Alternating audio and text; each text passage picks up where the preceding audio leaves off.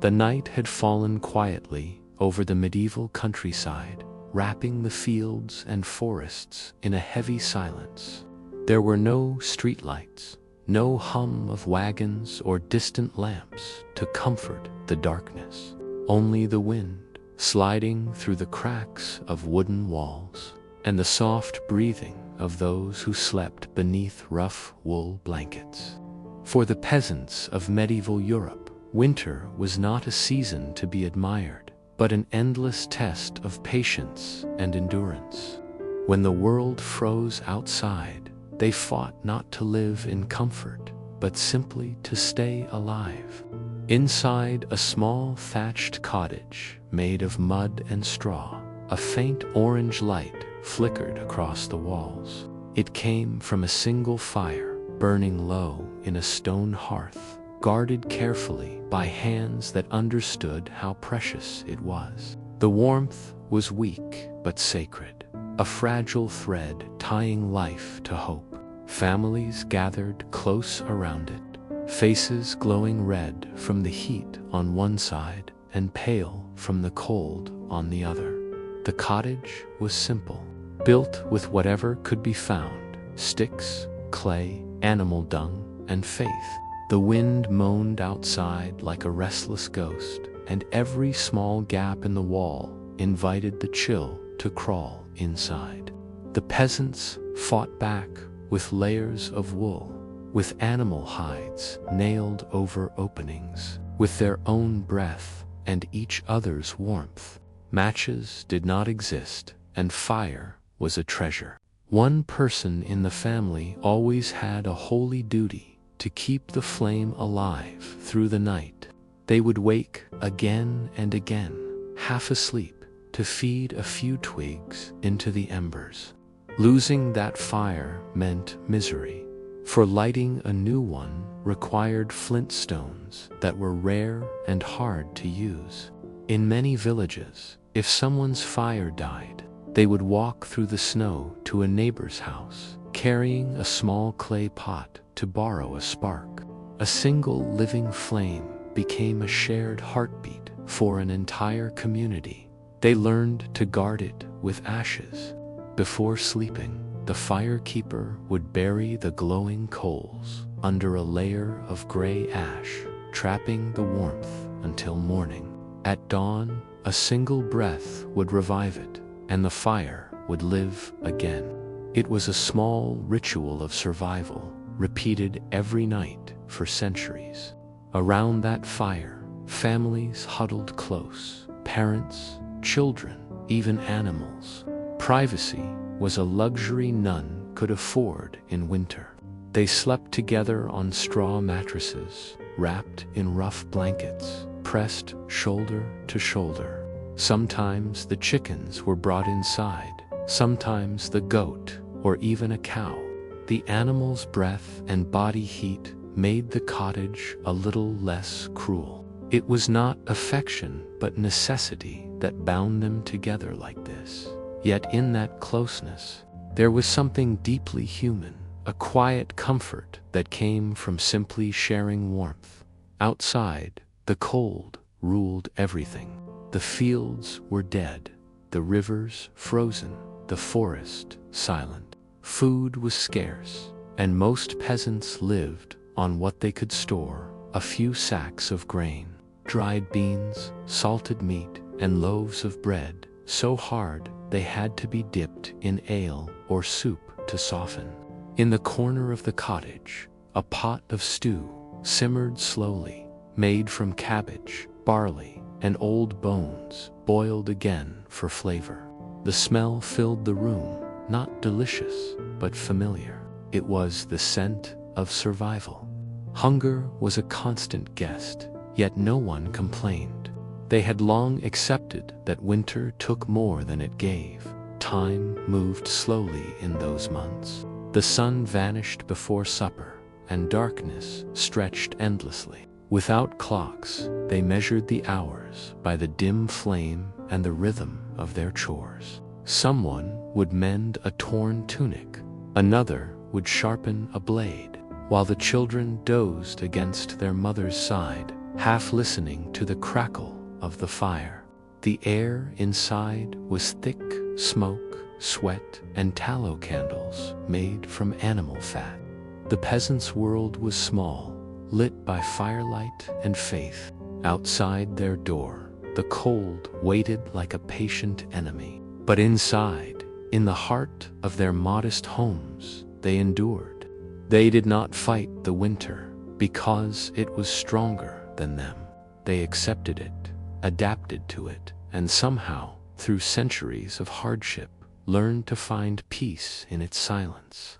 In the quiet of those nights, as frost gathered on the window and the fire sank into its ashes, the peasants of the medieval world dreamed of spring, a distant, shining promise that kept them alive through the longest, coldest nights. When winter pressed harder and the nights grew longer, the peasants turned to the oldest kind of wisdom, the kind that came not from books, but from generations of survival.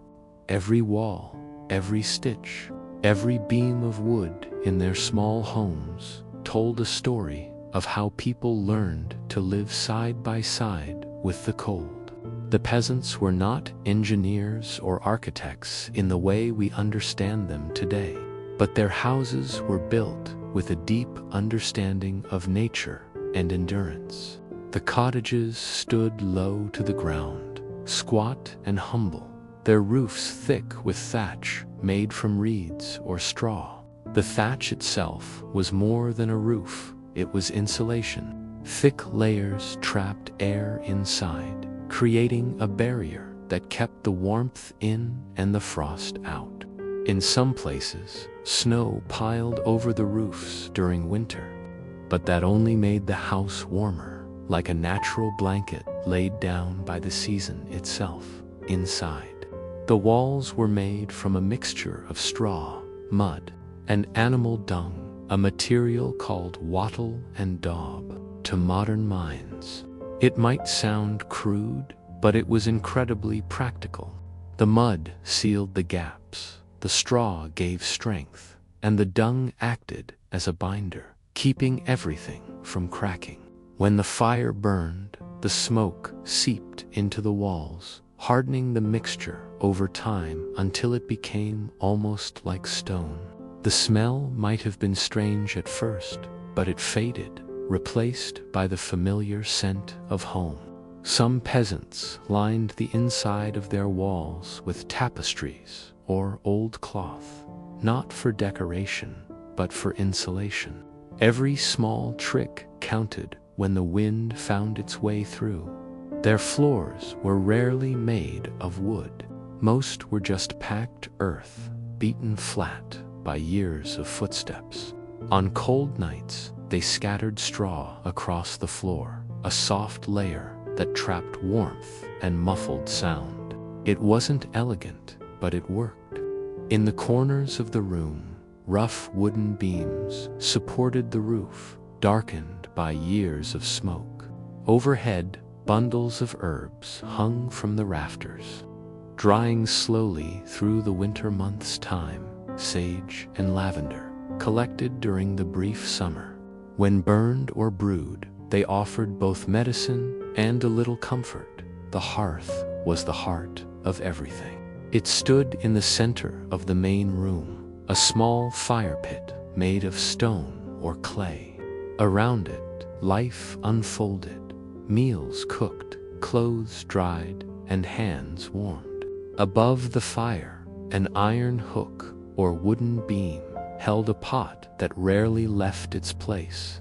Every night, the same stew simmered there, thickened day by day, fed with scraps and leftovers, becoming richer as winter went on.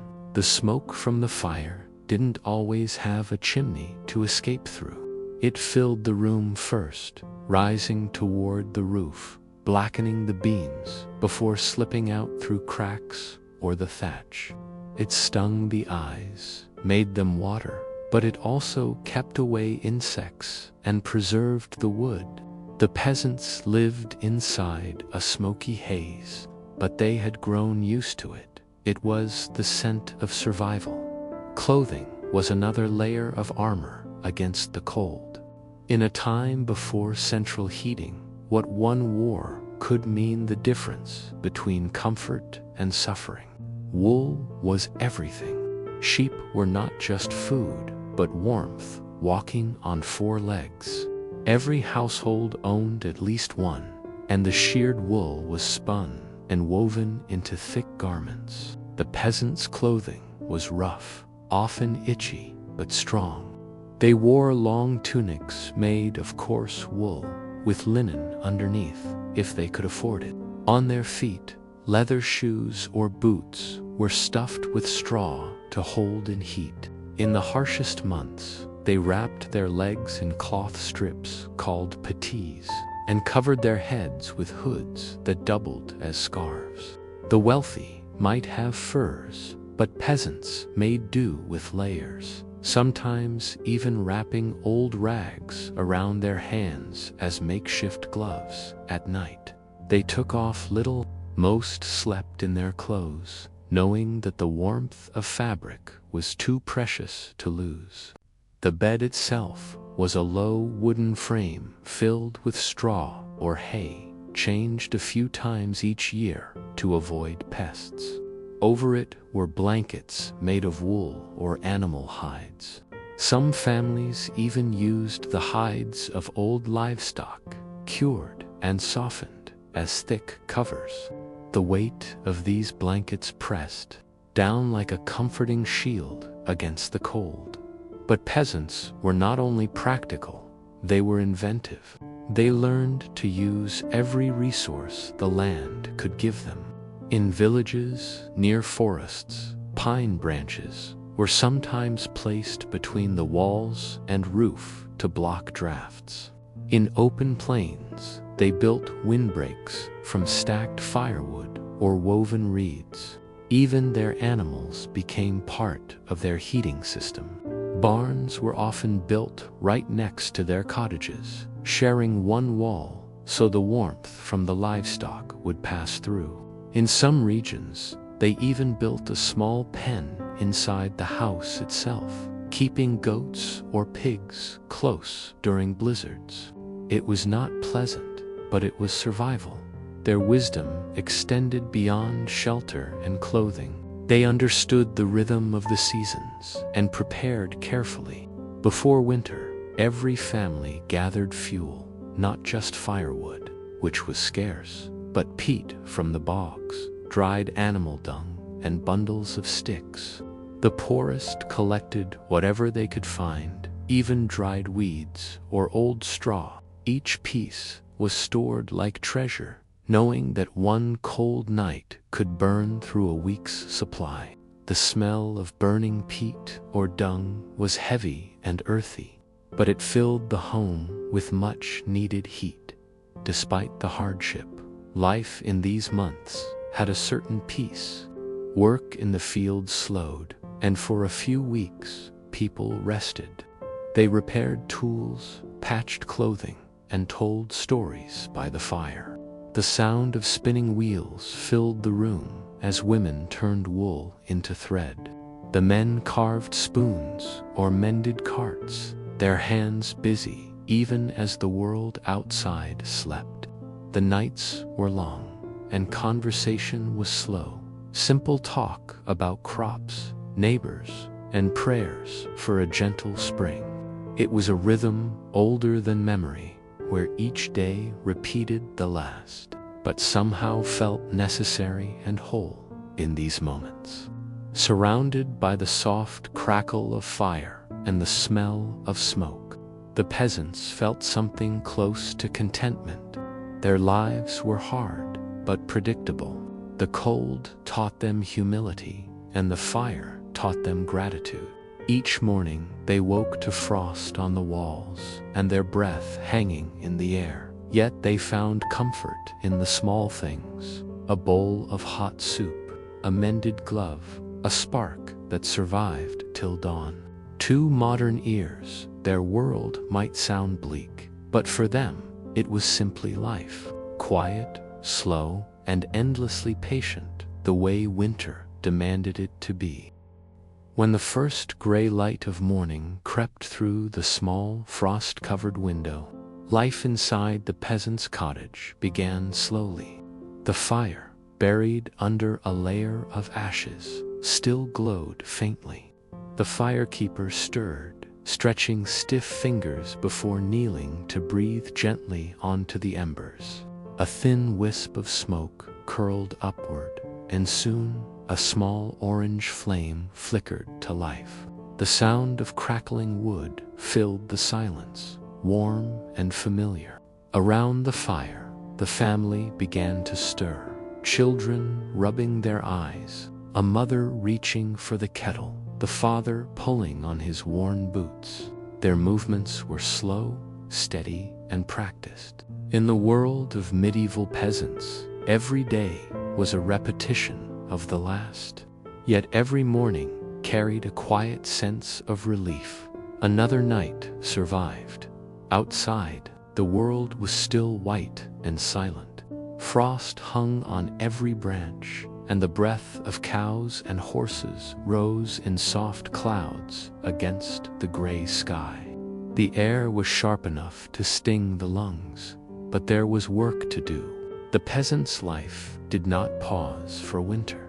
It only changed its rhythm. Fields lay bare, but chores continued, feeding animals, breaking ice for water, chopping wood, and repairing tools. Even children had small tasks, like gathering twigs or fetching water from the well.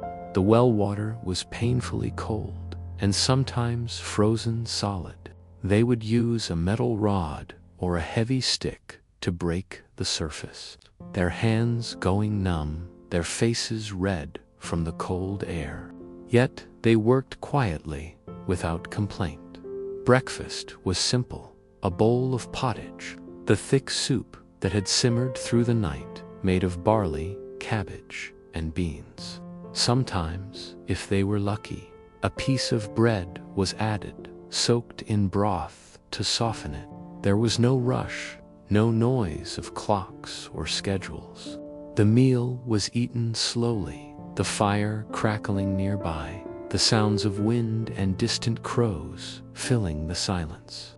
The peasants spoke little in the morning, saving their breath for the day's work. The cottage was small, but it was also a workshop, a shelter, and a gathering place. During winter, most of life happened indoors. Women spun wool into thread, their fingers moving steadily as the spinning wheel hummed softly. Men repaired harnesses, tools, and wooden furniture, their knives scraping rhythmically against the grain. Even the children helped, twisting cords, plucking feathers for bedding, or cleaning out the ashes from the hearth. There was little rest, but there was also little hurry. Time moved gently, like snow drifting past the window. When the sun climbed high, its weak light barely touched the frozen fields. Outside, everything seemed dead, but beneath the frost, life waited. Peasants knew this. They had seen too many winters to lose hope. They walked the boundaries of their land, checked fences, and sometimes gathered firewood from the edge of the forest. The sound of axes echoed faintly through the trees. Snow crunched beneath their boots, and birds, small and hungry, fluttered close, searching for crumbs. The peasants moved carefully, for winter forests were dangerous. Wolves still roamed in some places, and the cold itself was a silent predator.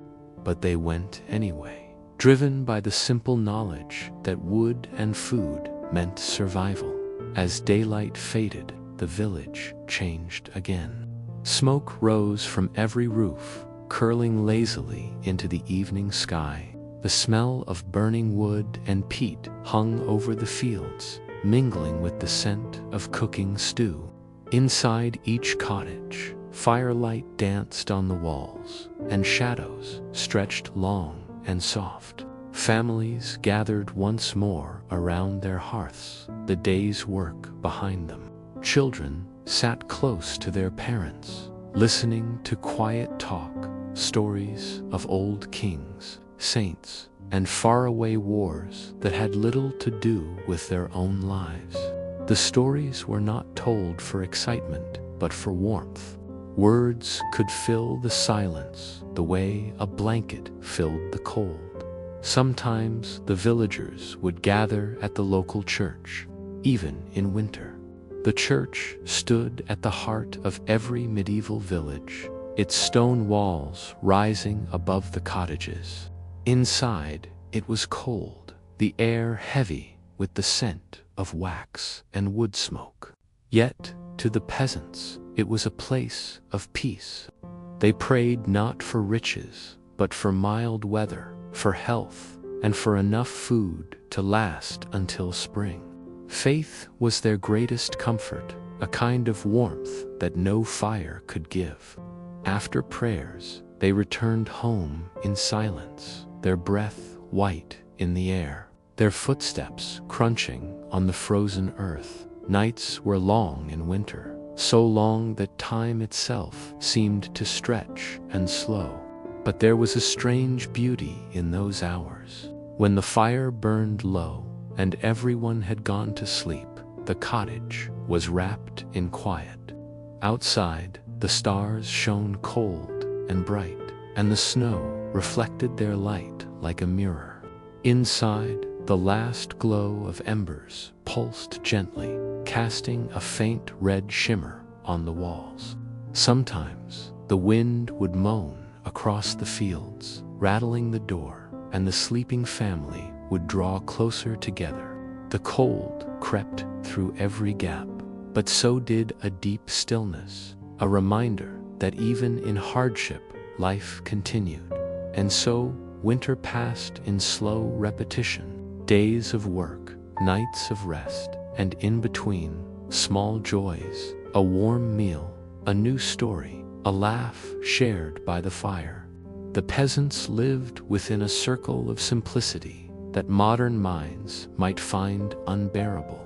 But in that simplicity lay something enduring. They understood the rhythm of the world, that cold and warmth, hunger and plenty, death and life, all followed one another, like the changing of seasons. The coldest nights taught them patience. The smallest comforts taught them gratitude. Each morning they awoke, stretched their stiff limbs, and faced another day with quiet strength. In their world of frost and fire, survival itself was a kind of faith, steady, humble, and eternal. As winter deepened, the cold was no longer their greatest enemy. It was hunger. The frost that coated the land did more than freeze the ground. It stopped life itself. Fields that once waved with grain now lay buried under snow. The streams that had gurgled through summer meadows were hard and silent, sealed in glassy ice. The peasants, who depended on the soil more than on anything else, faced a long stretch of months when the earth gave them nothing. Each day became a careful balancing act, how to stretch their stores, how to make each crumb, each seed, last just a little longer. Inside the small cottages, the food that had been gathered in autumn was slowly disappearing. The sacks of grain grew lighter, the jars of salt pork fewer, the cheeses smaller with each slice. They counted everything. Every family knew exactly how much remained and how many cold weeks still stood between them and spring. There were no markets overflowing with supplies, no easy trades to make. For most peasants, what they had in December had to feed them until March. The math was cruel, and there was no room for mistakes. Meals became simpler as the days passed. Bread was baked less often because flour was precious. The loaves grew thinner, rougher, made from whatever grains they could grind: rye, barley, sometimes even crushed acorns mixed with meal.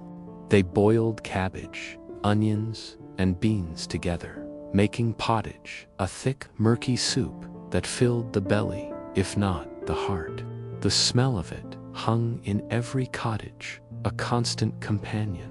Some nights they had only broth, or a few roots dug from under the frozen earth. Meat was rare.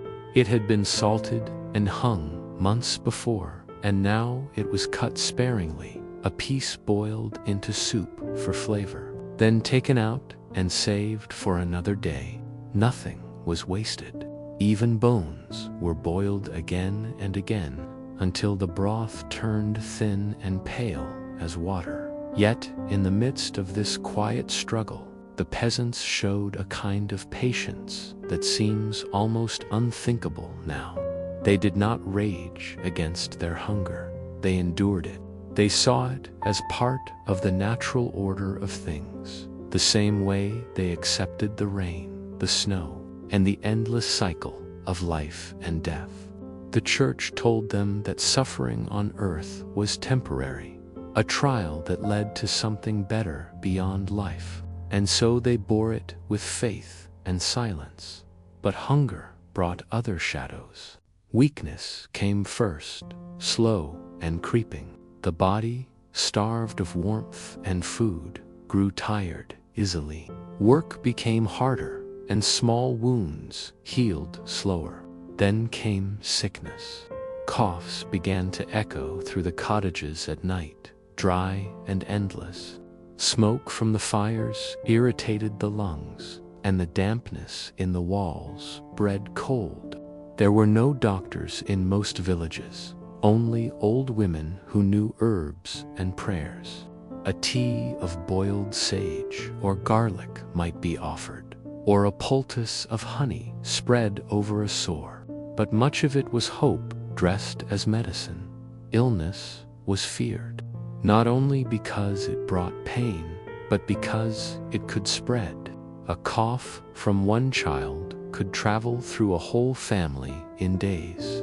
And yet, the peasants stayed close because warmth and care mattered more than distance.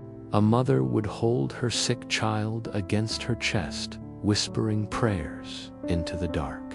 The others would tend the fire, stirring the pot, keeping the light alive. In such small ways, they fought the cold, not with strength, but with persistence. When the illness grew worse, the priest might come. He would walk through the snow in his heavy robe, carrying a candle and a small cross.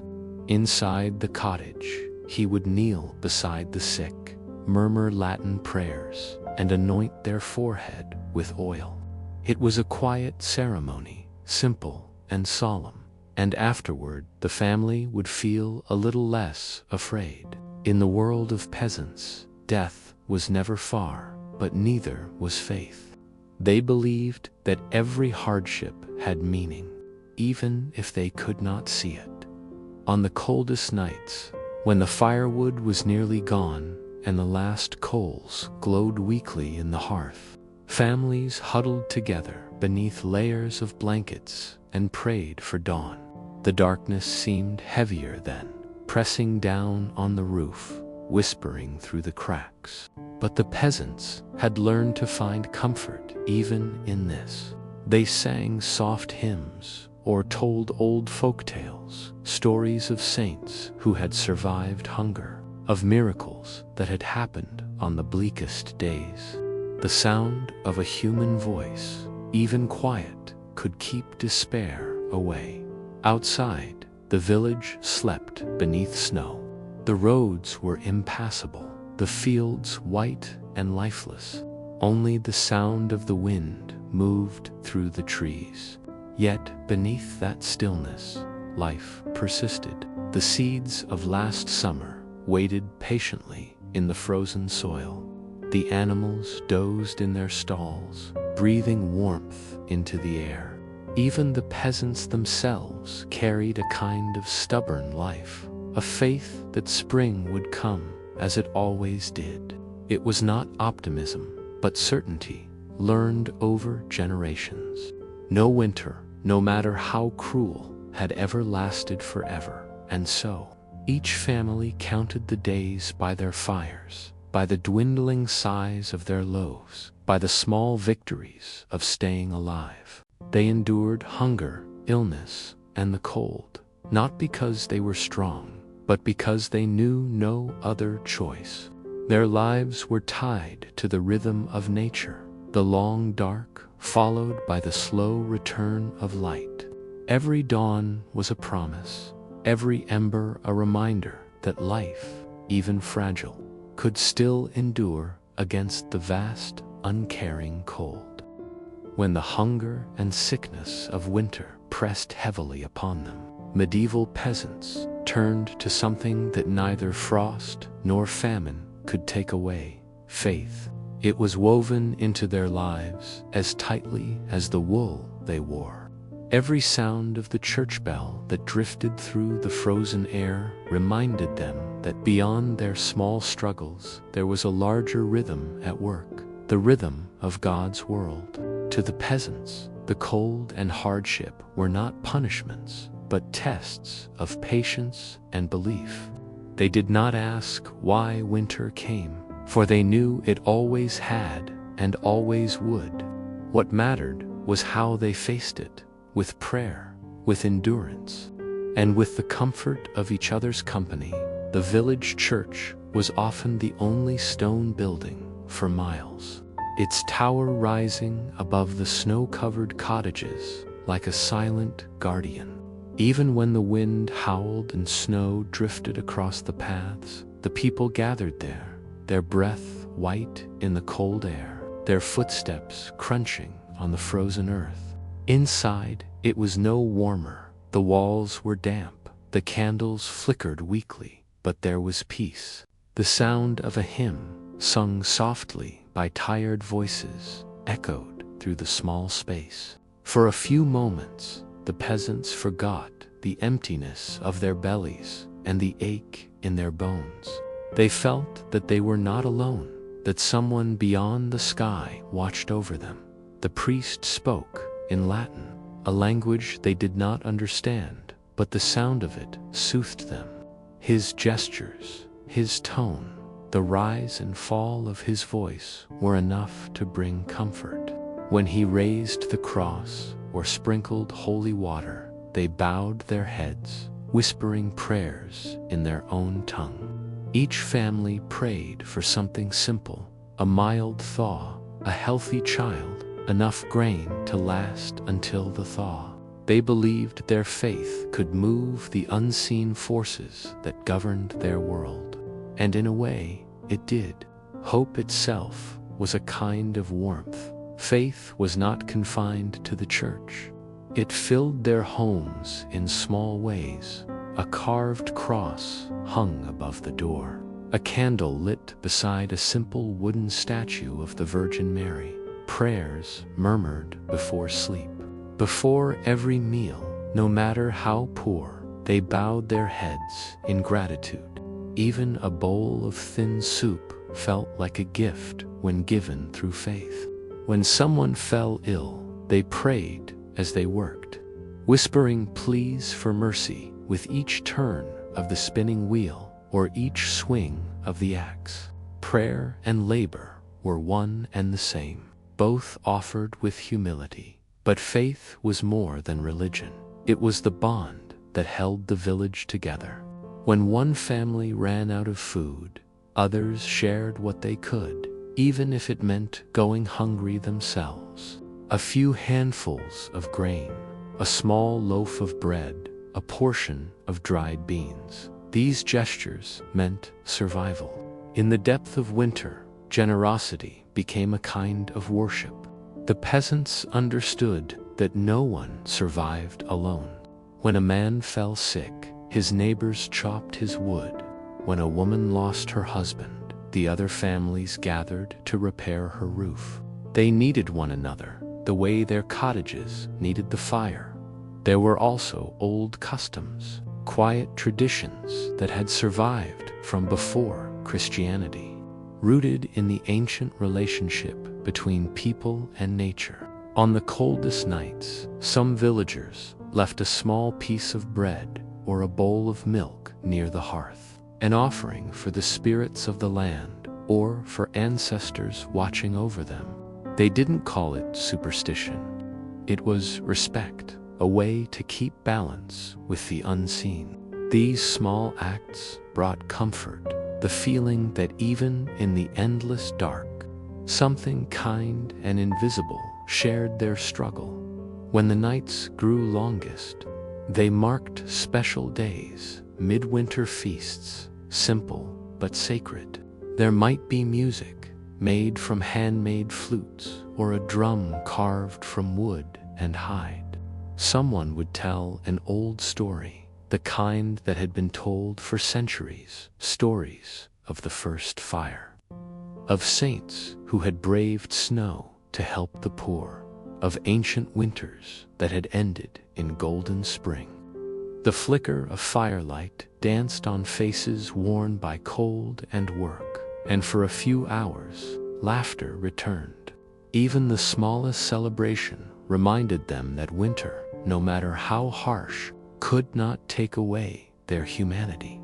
As the months went on, they began to see signs faint, almost invisible, that the season was turning.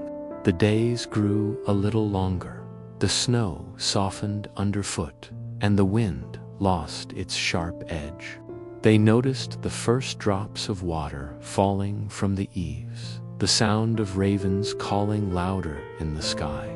Hope stirred again, quietly but surely. The peasants did not speak of spring that would be tempting fate, but they felt it deep in their bones.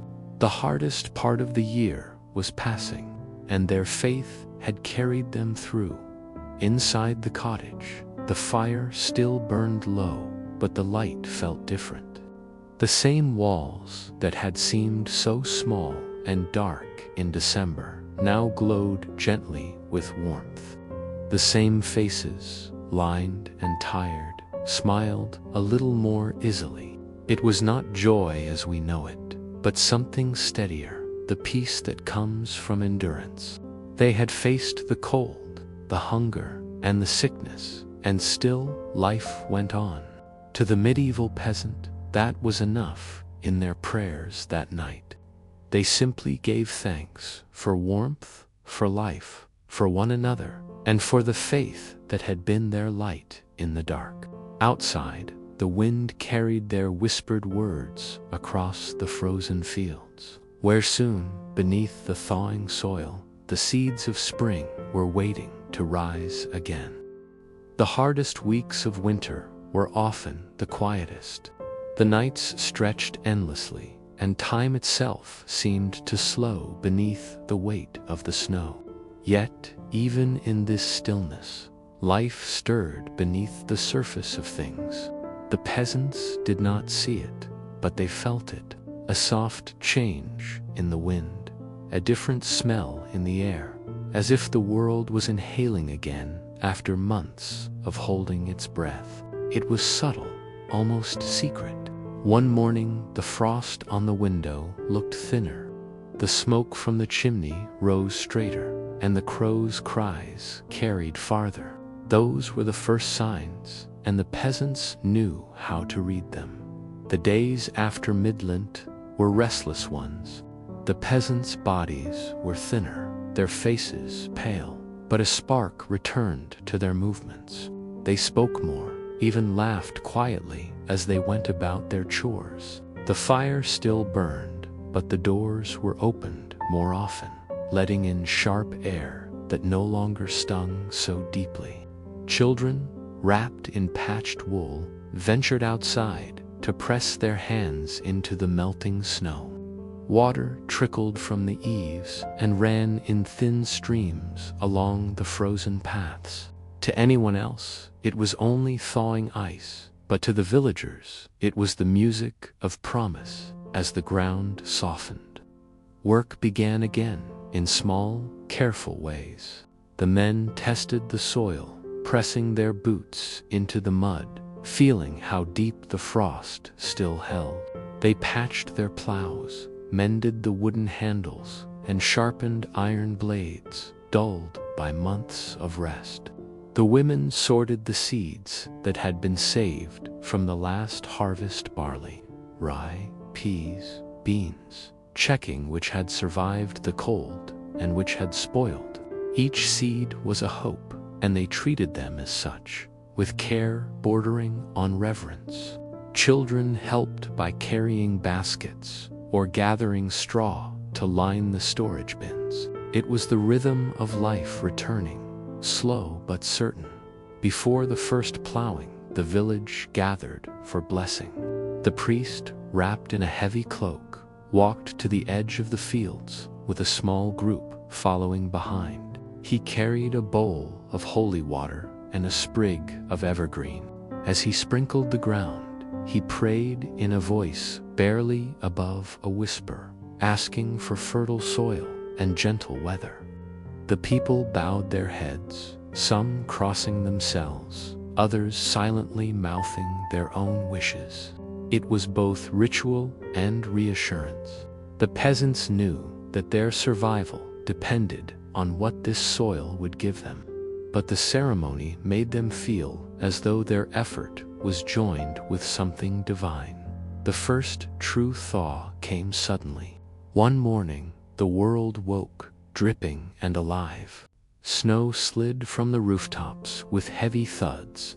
The river cracked and began to move again, carrying shards of ice downstream. Birds that had vanished since autumn returned with cries that sounded almost joyful. The villagers opened their shutters wide, and the scent of damp earth filled every home. After months of cold smoke and stale air, the smell of mud was glorious. It meant life. But spring did not erase hardship immediately. Food stores were at their lowest now. Many families had little left, perhaps a handful of barley, a few onions, or a crust of dried bread. They called this period the hungry gap. It was the cruelest irony. Just when the sun returned and the fields began to promise abundance, the cupboards were bare. To survive these weeks, the peasants foraged for early greens, nettles, wild garlic, dandelion leaves. They boiled them into soups that were thin but full of hope. Sometimes they trapped small birds or fished through cracks in the ice for a meager catch. Every mouthful mattered. In these days, the village became closer still. People shared what little they had. If one household still had flour, they baked bread for several families. If another had honey left from the summer hives, it was divided among children. They had no choice but to care for one another. The line between survival and loss was too thin. When someone found mushrooms or berries early in the forest, they brought them back proudly, and the neighbors gathered to see. Small triumphs were celebrated like festivals. The social rhythm of spring carried not only work, but also renewed friendship. After months indoors, the peasants visited again, walking the muddy paths that connected their cottages. They exchanged stories of the winter, who had fallen ill, who had recovered, who had seen strange lights over the hills or heard wolves in the woods. These tales became part of the season's memory, half truth, half legend, told around the hearth as laughter replaced the long silence of winter nights. With the warming days came chores that filled every waking hour.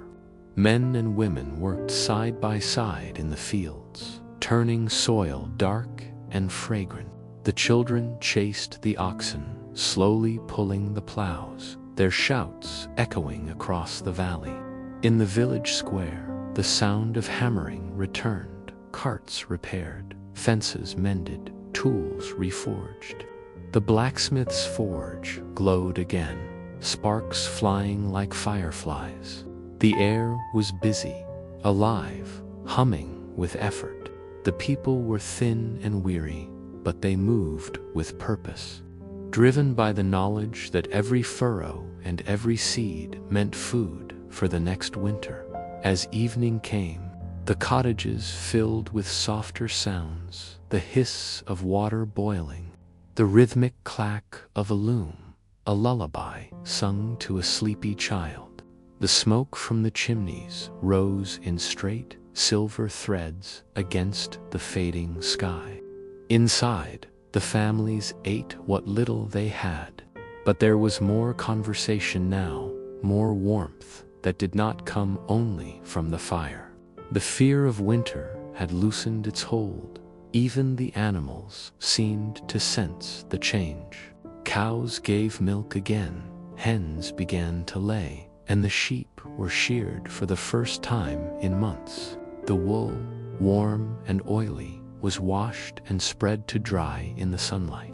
The women spun it into thread as they sat by open doors, the sound of spinning wheels blending with birdsong. It was humble, ordinary work, yet it carried a quiet beauty, the return of motion, of sound, of life in every direction. When the first flowers appeared, snowdrops and violets, near the churchyard wall, people paused to look. They spoke of them the way one might speak of miracles. For a few weeks, the village smelled of damp earth, new grass, and smoke from fields being cleared. Children brought the small blossoms home and placed them beside icons of saints. Even those who were too tired to smile felt a lightness they had not known for months. At night, under a sky that was once again full of stars, the villagers gathered outside. The air was still cold but gentle, and for the first time they could stand in it without shivering. They talked of the planting to come, of weddings delayed by the snow, of debts to settle, and of the feast they would hold when the first harvest came. Someone played a simple tune on a flute, and a few began to dance. The laughter was small, hesitant at first, but it spread until even the oldest joined in, clapping softly to the rhythm. For that moment, the long darkness of winter felt far away, like a dream fading with dawn. Spring did not erase hardship, but it gave meaning to the suffering that came before. The peasants understood this better than anyone. Their lives were a circle, turning endlessly through cold and warmth, hunger and harvest. They did not hope for an easy life. They hoped only for the strength to meet each season as it came. That strength, earned through patience, was their quiet triumph. And when they lay down to sleep on those early spring nights, they listened not to the silence of frost, but to the soft dripping of water from the roof, to the distant call of owls, and to the faint stirring of wind through branches newly freed of snow. It was the sound of life beginning again, the world waking gently from its long rest. When spring at last unfurled its green fingers across the gray fields, the peasants felt as though the world had been remade. The air itself seemed different, lighter, scented with wet soil and the faint sweetness of blossoms that crept cautiously from the hedgerows. For months they had lived within the hush of winter, where even sound felt muffled by snow. Now the world began to speak again. The babble of brooks, freed from ice, the bleating of lambs in distant meadows, the thud of boots on soft ground.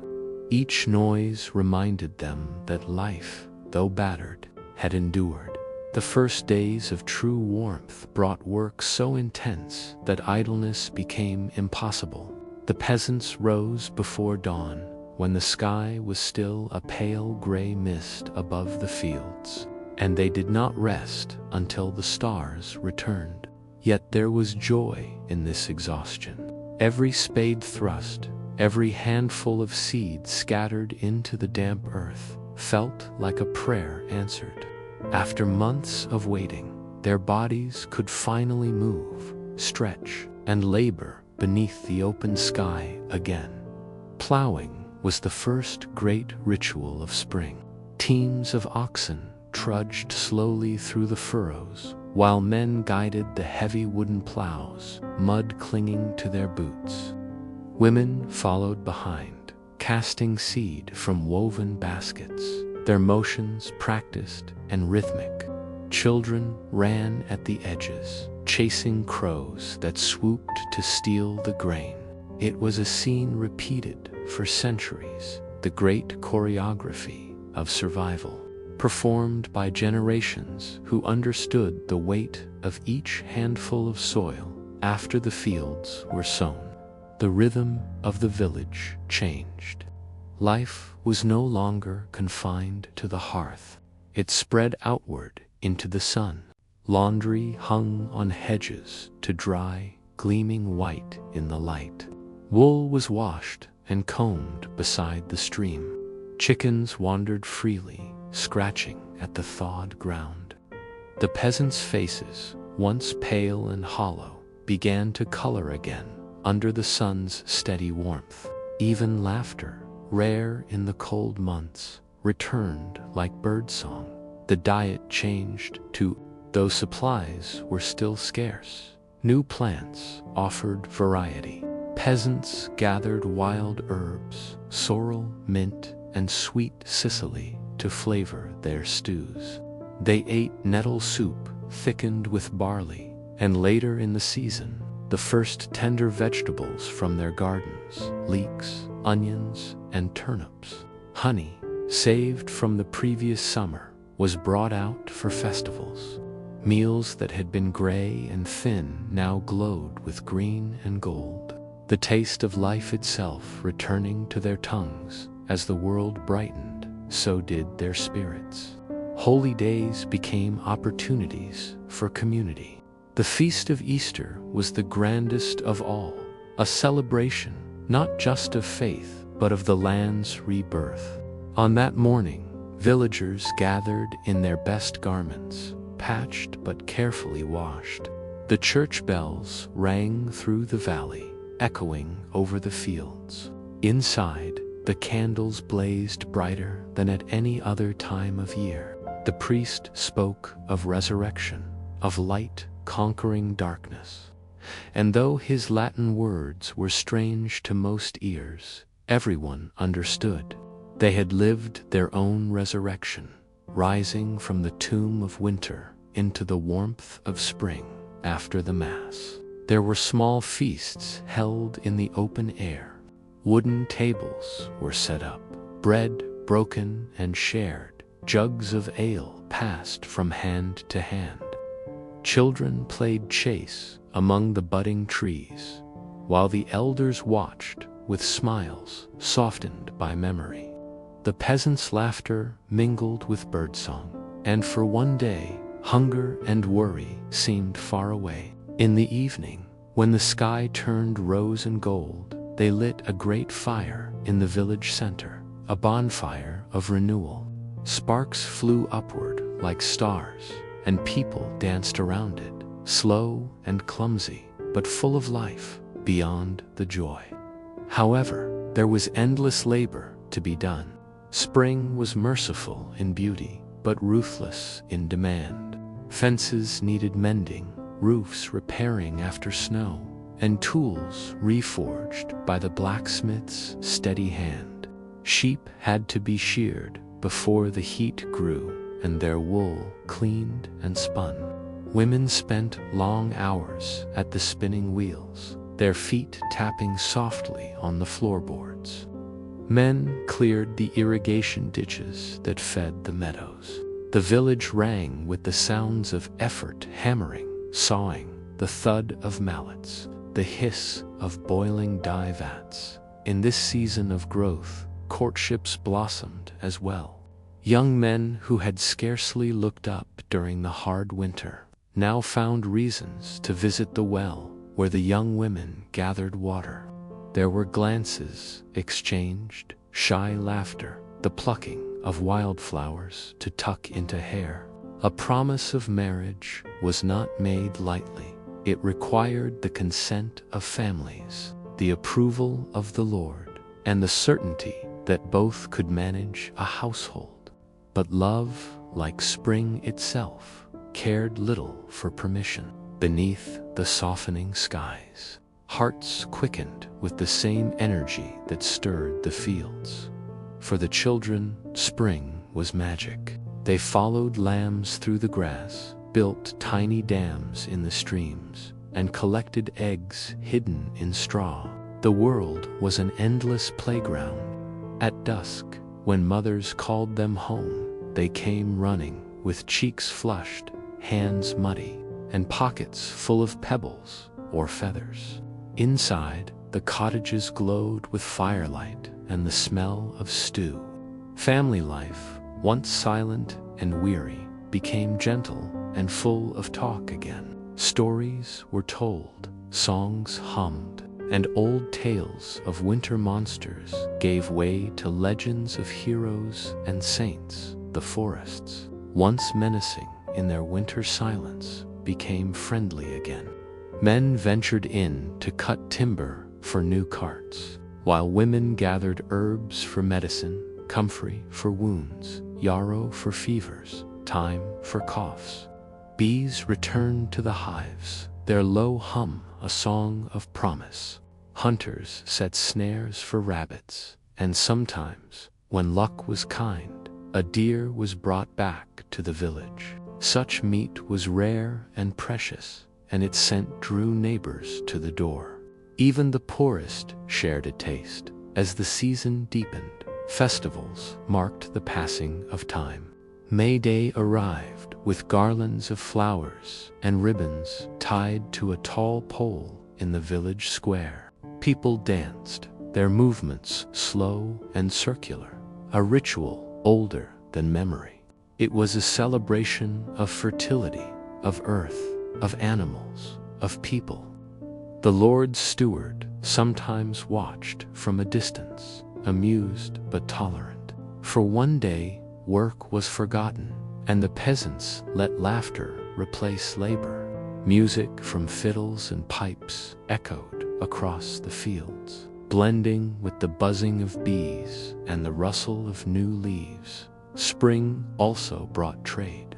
Peddlers appeared on the muddy roads, carrying goods from distant towns, salt, spices, bright cloth, iron nails, and even tiny mirrors that made children gasp with wonder. The villagers bartered eggs, wool, and cheese for these small luxuries. News traveled with the traders, rumors of wars far away, of kings and popes, of strange lands beyond the sea. To the peasants, these stories felt unreal, like tales from another world. Their own universe was bounded by the fields and forests they knew so well, and they were content with it. There were hardships still. Rains sometimes came too hard, flooding the lowlands and drowning the young crops. Wind could tear thatch from roofs, and sickness could strike even in sunshine. Yet the peasants had learned to bend, not break. When disaster came, they worked together, rebuilding walls, replanting fields, nursing the ill. The memory of winter's endurance made every challenge seem survivable. The land had tested them and found them worthy. As the weeks passed, the landscape transformed completely. The once bare trees shimmered with green. Fields that had been brown and lifeless were now waves of tender shoots.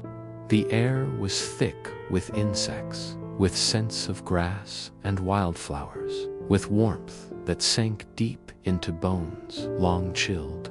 The peasants moved through it all like caretakers of a miracle, aware of how fragile and precious each moment was. They knew that the abundance of summer would soon come, but they also knew that every gift of the earth demanded labor in return at twilight. When the day's work was done, families often sat outside their cottages. They watched the last light fade beyond the hills, the sky turning violet and gold. The sound of crickets began, steady and soothing. Someone might play a slow tune on a flute or hum a hymn. Children dozed against their mothers' shoulders. The peace of the evening was deep and honest, earned by toil, gilded by gratitude. For a little while, they could rest and simply exist within the beauty they had helped coax back into the world. And so spring passed, a season of labor, of renewal, of tender hopes taking root. The peasants knew that summer would soon bring harder days again, harvests, heat, and storms.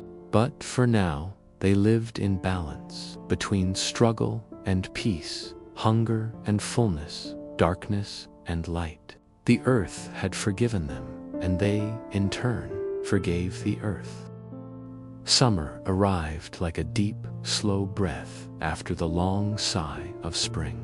The world, once gray and shivering, now glowed with warmth and color, so vivid that it seemed almost holy. The fields rippled with tall grain that shimmered like gold beneath the sun, and the peasants moved among them like small, purposeful figures in a vast painting. It was the season of life, of energy, of endless labor beneath a sky so bright it made their eyes water. Yet, even in their exhaustion, there was gratitude. Summer meant abundance. Summer meant survival. The rhythm of their days began before dawn. The cock's crow echoed across the village just as the eastern sky began to pale. Smoke rose from cottage chimneys as women stirred the first fires of the day, setting pots to boil and baking rough loaves of barley bread. Men harnessed the oxen, their breath still visible in the cool morning air, and led them toward the fields. The sound of wooden cartwheels creaking on dirt paths filled the dawn. By sunrise, the village was already alive, humming with movement. The work of summer was endless, but each task had its own quiet dignity.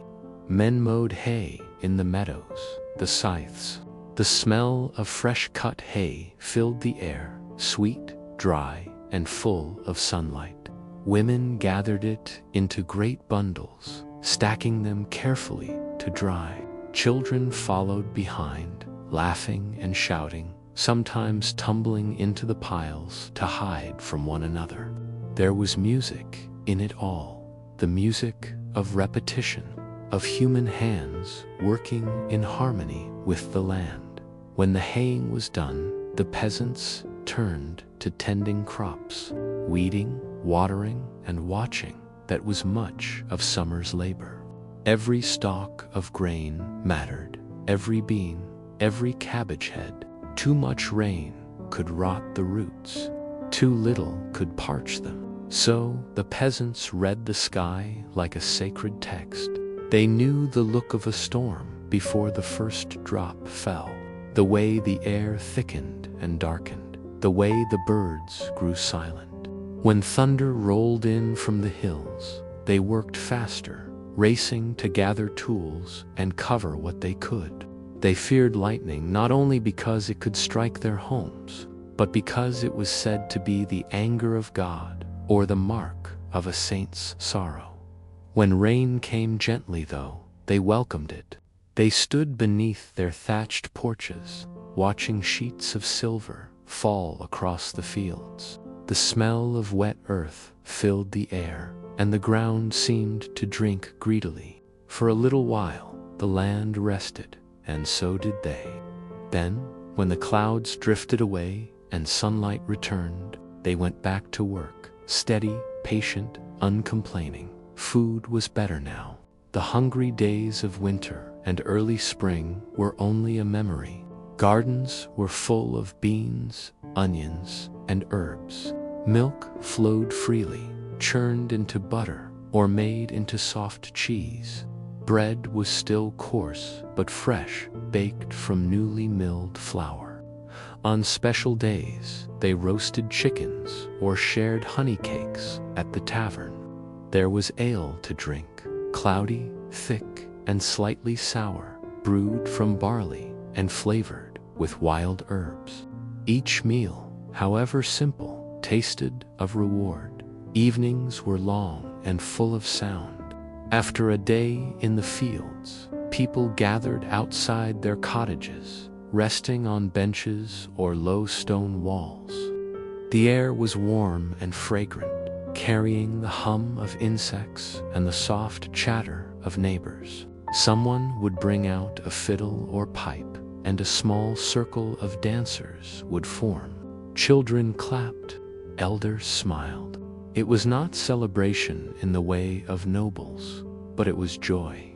The quiet kind that grows from survival and shared effort. Summer also brought the yearly fairs, brief, colorful miracles that drew people from miles around. The largest of these might be held in a nearby town, and for a few days the roads filled with travelers. Merchants brought spices, cloth, candles, and charms. Jugglers and musicians performed in the square, their laughter ringing over the crowd. The peasants went in groups, selling what they could: cheese, wool, baskets, honey, and returning with small treasures: a new knife, a colored ribbon, a carved comb. For many, the fair was the only glimpse they had of the wider world, a reminder that life was larger than the fields and forest. There were dangers, too, hidden within the beauty of summer. The sun could burn as cruelly as the frost once bit. A dry spell could turn the earth hard and unyielding, cracking beneath their feet. And sometimes sickness followed heat. Flies bred in the animal pens, carrying fevers that spread through the cottages. When that happened, work slowed, and the priest came again with his cross and his prayers.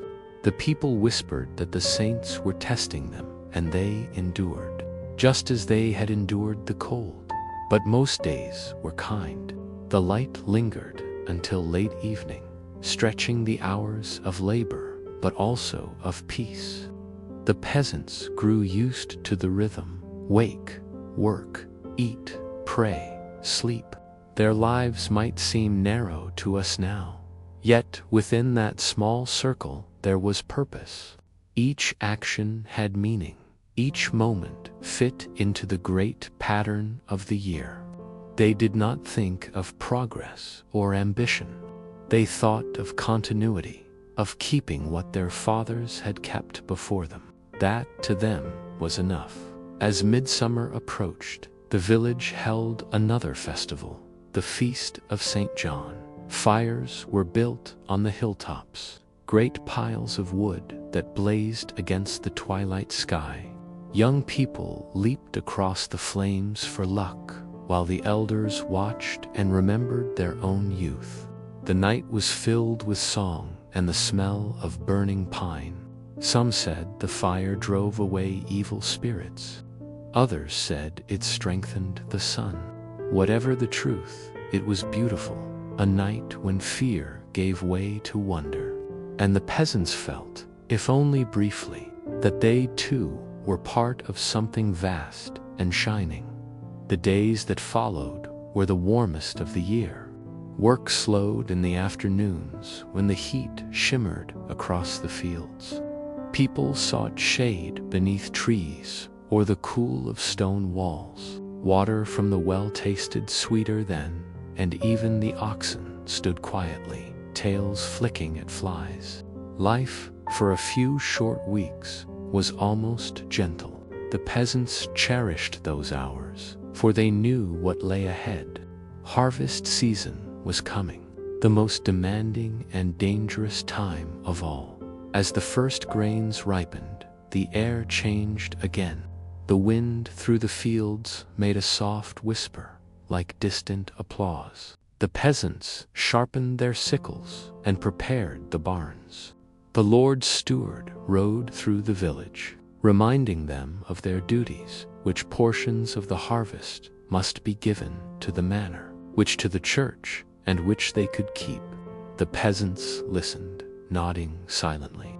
They knew the rules. They had always known them. Yet each year, as they looked over their fields, they hoped quietly that there would be enough left to fill their own storehouses. Harvest began with prayer.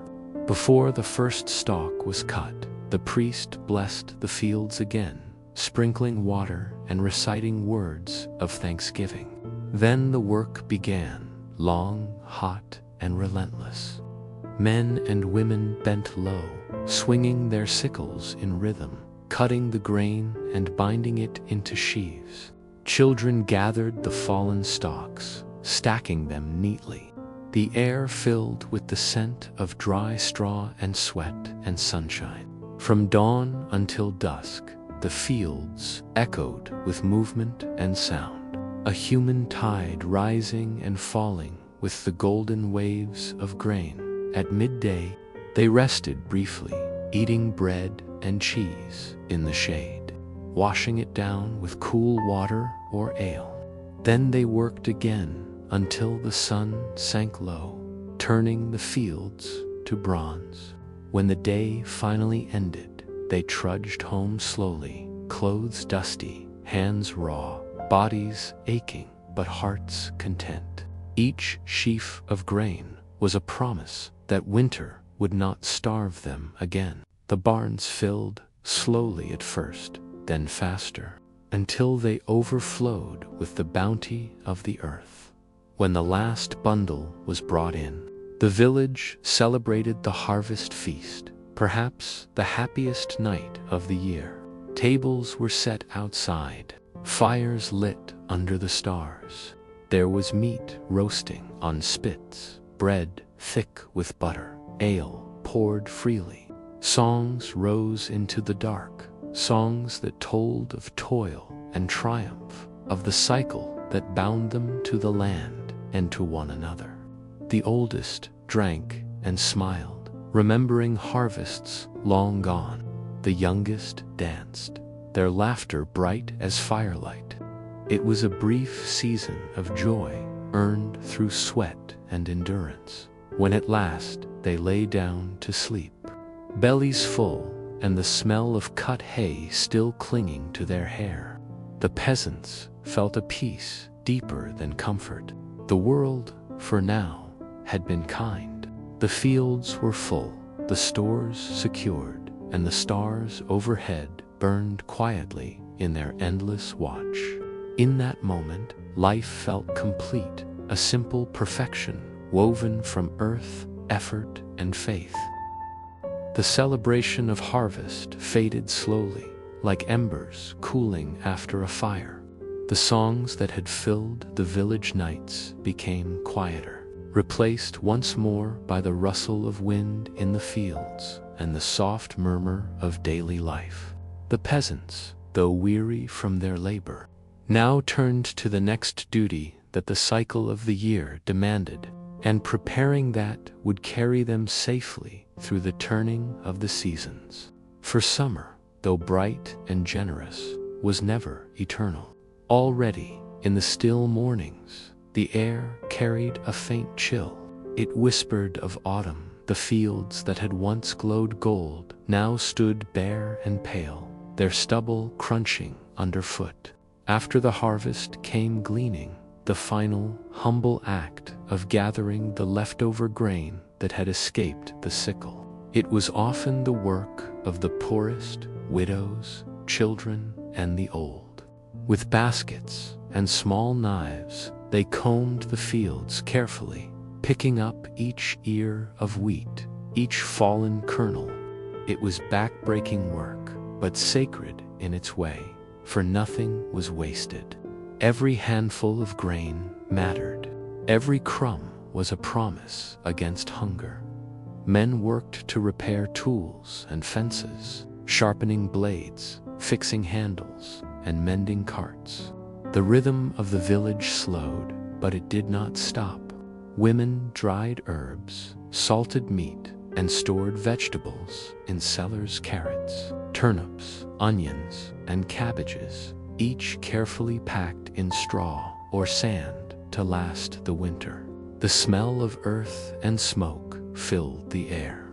In the evenings, the cottages glowed softly through their small windows, and the laughter of children drifted through the misty dusk. It was a time of quiet satisfaction, not joy exactly, but a calm awareness that the year's work had been fruitful. The barns were full. The people were tired, but alive. And for medieval peasants, that was enough to call it a good year. As September deepened, the world around them began to change its colors. The leaves along the forest edge turned from green to gold to red, then finally to brown. The sun sank earlier each day, and the mornings grew misty and cool. The scent of apples ripening in the orchards mixed with the earthy smell of fallen leaves. The peasants began the cider making, a ritual as old as memory. Men crushed the apples underfoot or pressed them in wooden vats, while women collected the juice in buckets. It was sweet and cloudy, bubbling with life. Some of it was stored fresh, but most was left to ferment into cider, which would warm them during the dark months ahead. The rhythm of autumn was one of gratitude and farewell. Fields were plowed again, turned over in preparation for next year's sowing. The soil, dark and heavy with moisture, clung to their boots as they worked. It was hard labor, but hopeful labor, an act of faith in the future. Seeds were scattered, prayers were whispered, and the earth received them quietly, like secrets laid to rest beneath a blanket of mist. In these weeks, nature seemed both generous and cruel. Game was plentiful in the woods, deer, boar, and rabbits, but hunting was forbidden to most peasants. The forest, though close, belonged to the Lord. Still, when hunger pressed or a child's cough grew too thin and weak, some risked the shadows, setting snares or venturing out at night. If caught, the punishment could be severe, but desperation often silenced fear. For the poor, survival was both duty and defiance. Life in the village revolved around preparation. Roofs were checked for leaks. Thatch was patched with bundles of straw. The walls of cottages were sealed with new layers of mud and straw to keep the cold from creeping in. Women washed and mended clothing, patching worn wool and replacing frayed ties. Children gathered kindling and firewood, stacking it neatly near the hearth. Each task was small, almost invisible, yet together they formed a shield against the winter to come. Evenings grew darker and colder. Smoke rose from every chimney, curling into the twilight sky like soft gray ribbons. Inside, fires crackled steadily, and shadows danced across the walls. Supper was simple: pottage made from barley and root vegetables, flavored with a pinch of salt or a sprig of thyme. Bread, coarse and brown, was dipped into the thick stew. Sometimes there was cheese, sometimes not. The ale, however, was always present, a comfort as familiar as the fire itself. The people spoke less now. The laughter of summer was replaced by low conversation, stories told in hushed tones, and the gentle rhythm of prayer before sleep. The church bells marked the days, echoing through the cold air like distant reminders of faith and time. Every Sunday, the villagers gathered, not only to worship, but to be together, to see one another's faces and share warmth. The priest spoke of patience and humility, of the turning of God's wheel. The peasants nodded, understanding not through words, but through the lives they lived. By October, the mists grew heavier. The mornings came later, the sun weaker, dew turned to frost, delicate patterns tracing across windows and the tops of fences. The geese were fattened now, ready for slaughter, and their feathers were saved to stuff pillows and bedding. The first fires of true winter were lit, and a familiar scent returned to the air, wood smoke, mingled with the faint sweetness of drying apples and herbs. The season of endurance had come again, and yet there was beauty even in this fading world. The forest glowed with colors like old gold and rusted bronze. The rivers moved slower, reflecting the dim sky like glass. The sound of wind in the trees was softer now, a kind of whispering song that lulled both the weary and the watchful. The peasants, though simple in speech, often paused to listen to these things. They did not call it poetry, but it was the quiet poetry of survival. As the last leaves fell, the festivals of autumn began. The feast of All Saints, then All Souls' Day, times to remember the dead, to light candles for those who had gone before.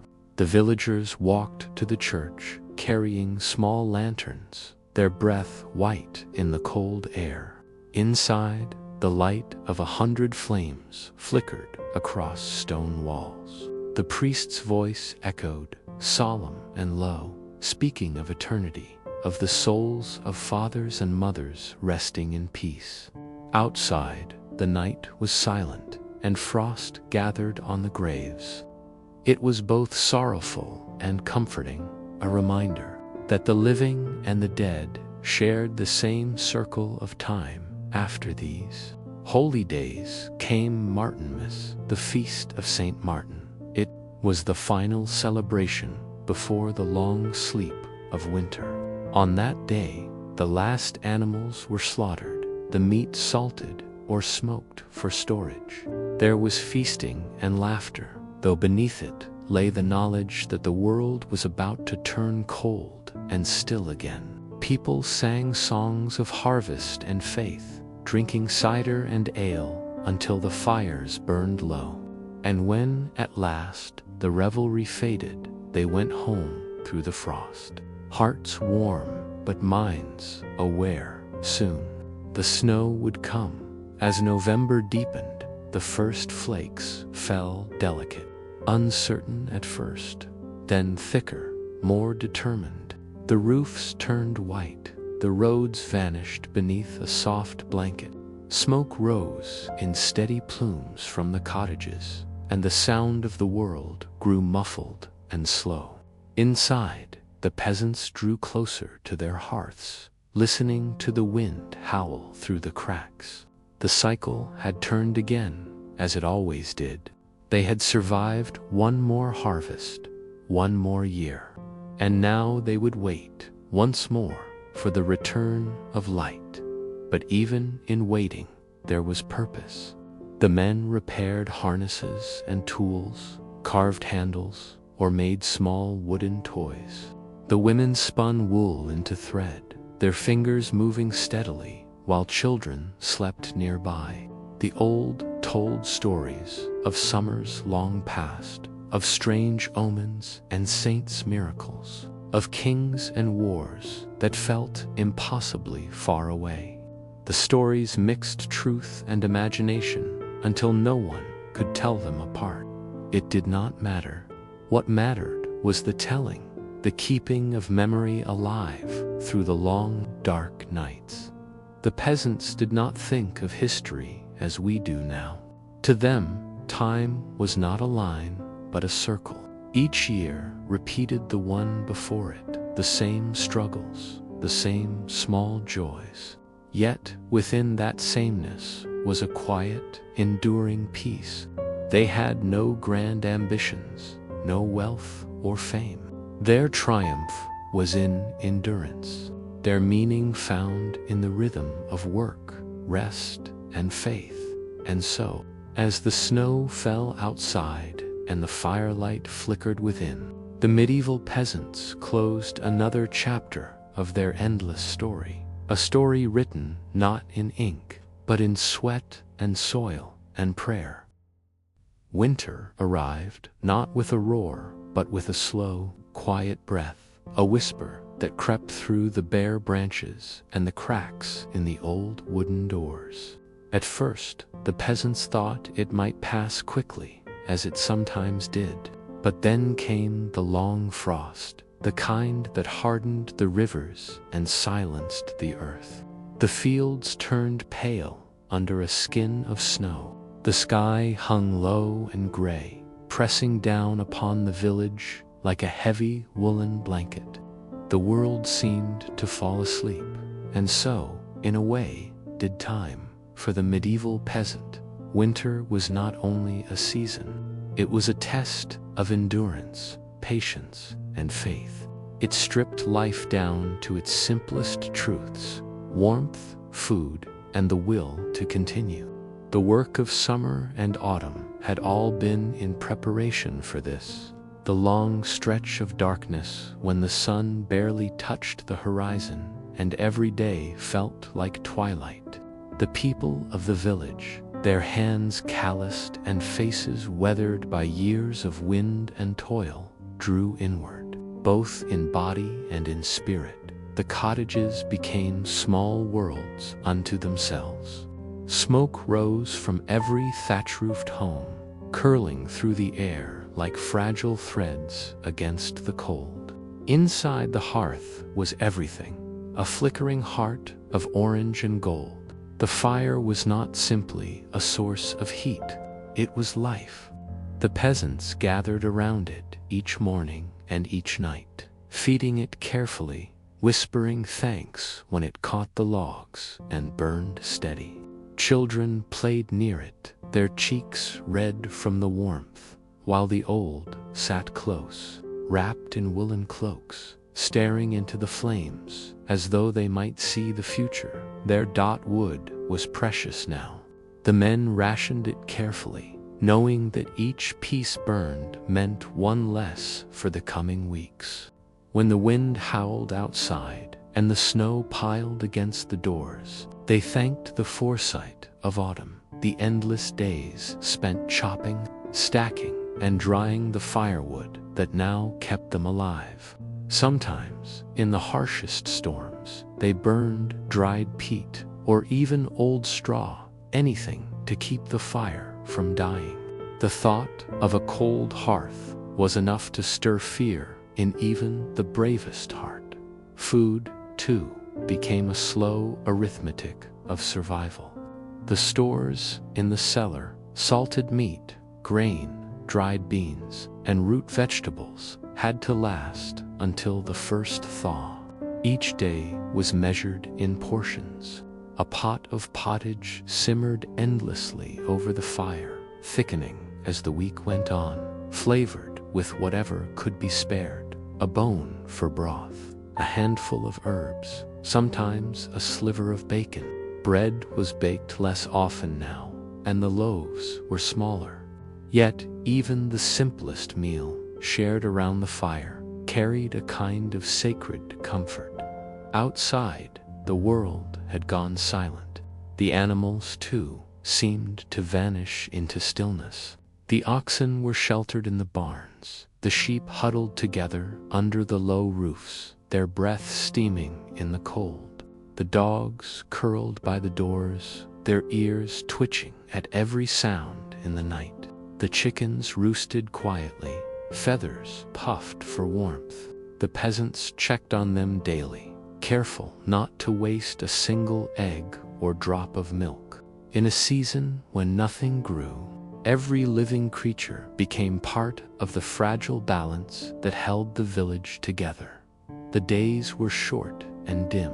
The sun, when it appeared, hung low in the sky, casting long blue shadows across the snow. By mid-afternoon, the light began to fade again, and the world slipped back into dusk. the peasants rose and slept with the rhythm of the sun, their bodies following the slow pulse of the earth itself. There was no hurry, no rush, only the quiet passage of time, marked by the crackle of fire and the sigh of the wind. In those long nights, stories became the warmth of the soul. The old told tales of saints and miracles, of wolves in the forest and kings who ruled in distant lands. The children listened wide-eyed, their faces glowing in the firelight. Sometimes, when the wind moaned through the trees, the peasants crossed themselves, whispering that spirits walked abroad in such weather, the souls of the restless dead, or the folk wandering unseen. They hung small charms above their doors and placed iron nails in the corners of their homes to ward off evil. Fear and faith were neighbors in those days, living side by side in the same small room. When the storms passed, there came a strange beauty in their wake. The world sparkled with frost, every branch and fence post coated in white crystals that caught the faint sunlight. The snow muffled every sound, so that footsteps seemed to echo softly into nothingness. The peasants ventured out to fetch water or feed the animals, their breath rising in clouds before them. Their boots crunched in the snow, and the sound was the only sign of life for miles around. Yet, in that stillness, there was peace, the deep, clean peace of a world at rest. Winter Sundays held a special gravity. The villagers walked to church through the snow, wrapped in cloaks and hoods, their boots damp, their faces pale from the cold. The church bell tolled slowly, its sound rolling over the frozen fields. Inside, the air was bitter, but the candles burned bright. The priest spoke of endurance, of Christ's suffering, and the promise of spring. The peasants listened, heads bowed, their breath forming a faint mist that rose like prayer. When they sang, their voices echoed against the stone, thin but strong. For a moment, they felt the warmth of something larger than fire, the warmth of hope. The poorest among them fared the hardest. Some cottages had little wood, little food. Neighbors helped when they could, sharing what they had. The church sometimes gave alms, a loaf of bread, a cup of ale, a few sticks for burning. Yet hunger was a constant companion. There were days when the air inside the cottages grew heavy and still, when no laughter came, and only the crackling of the fire broke the silence. But the peasants did not despair easily. They had seen too many winters to think this one would last forever. Even in the coldest months, life continued. Women spun wool, their spindles turning slowly as they talked.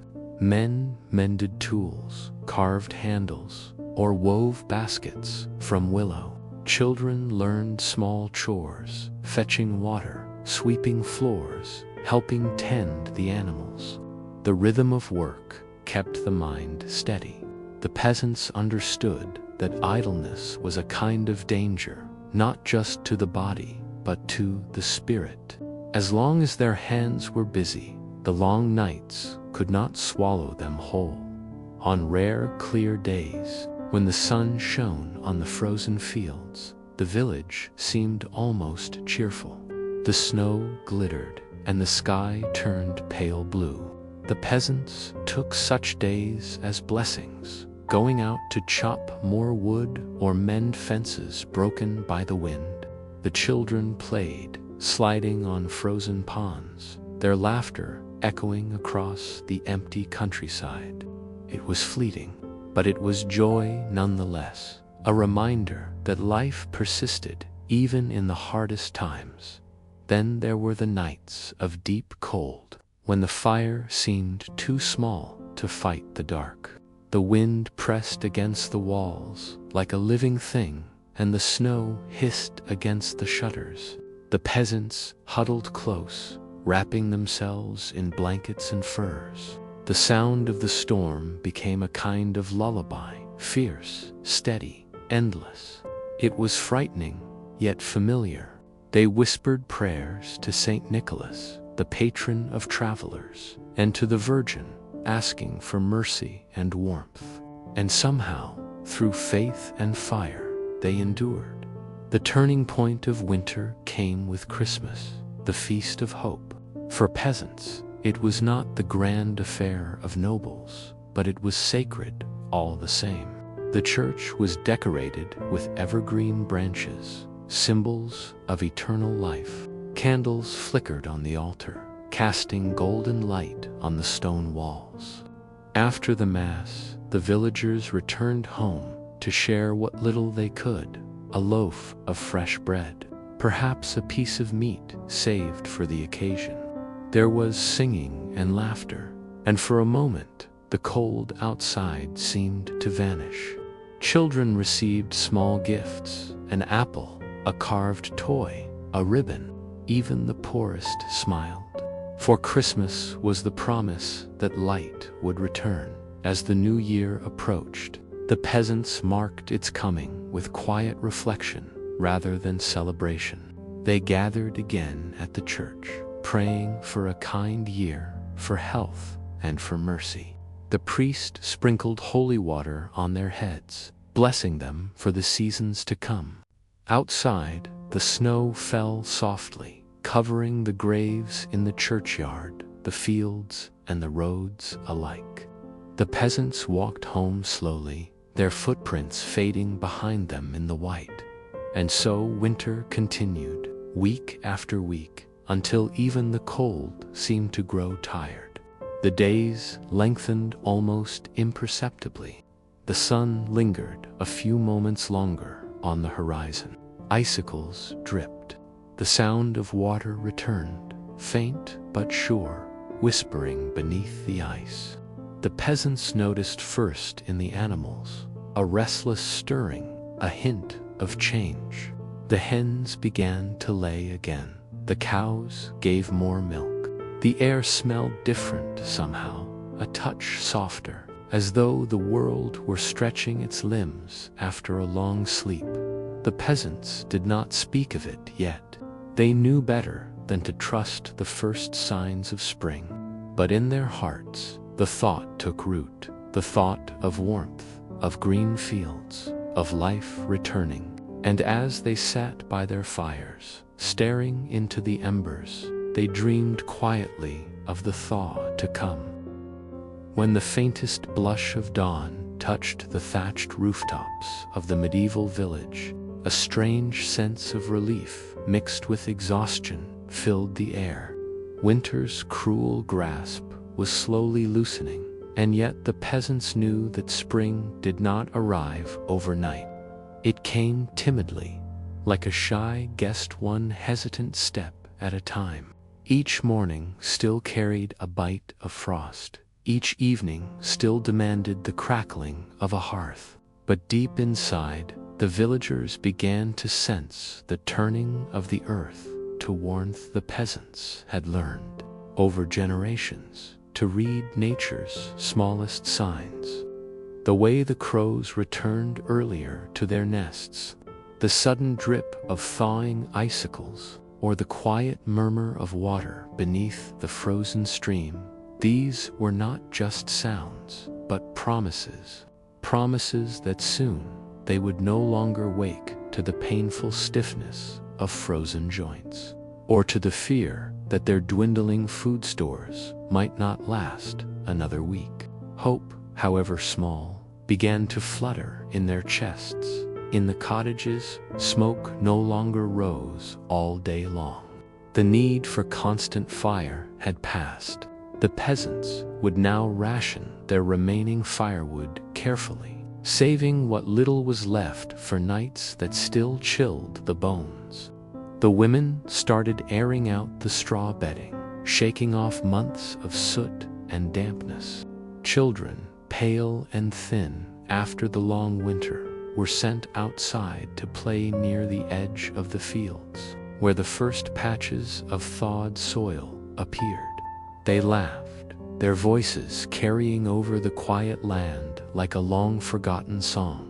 For the first time in months, the village felt alive again. The men, though weary from a season of endurance, turned their attention to the fields.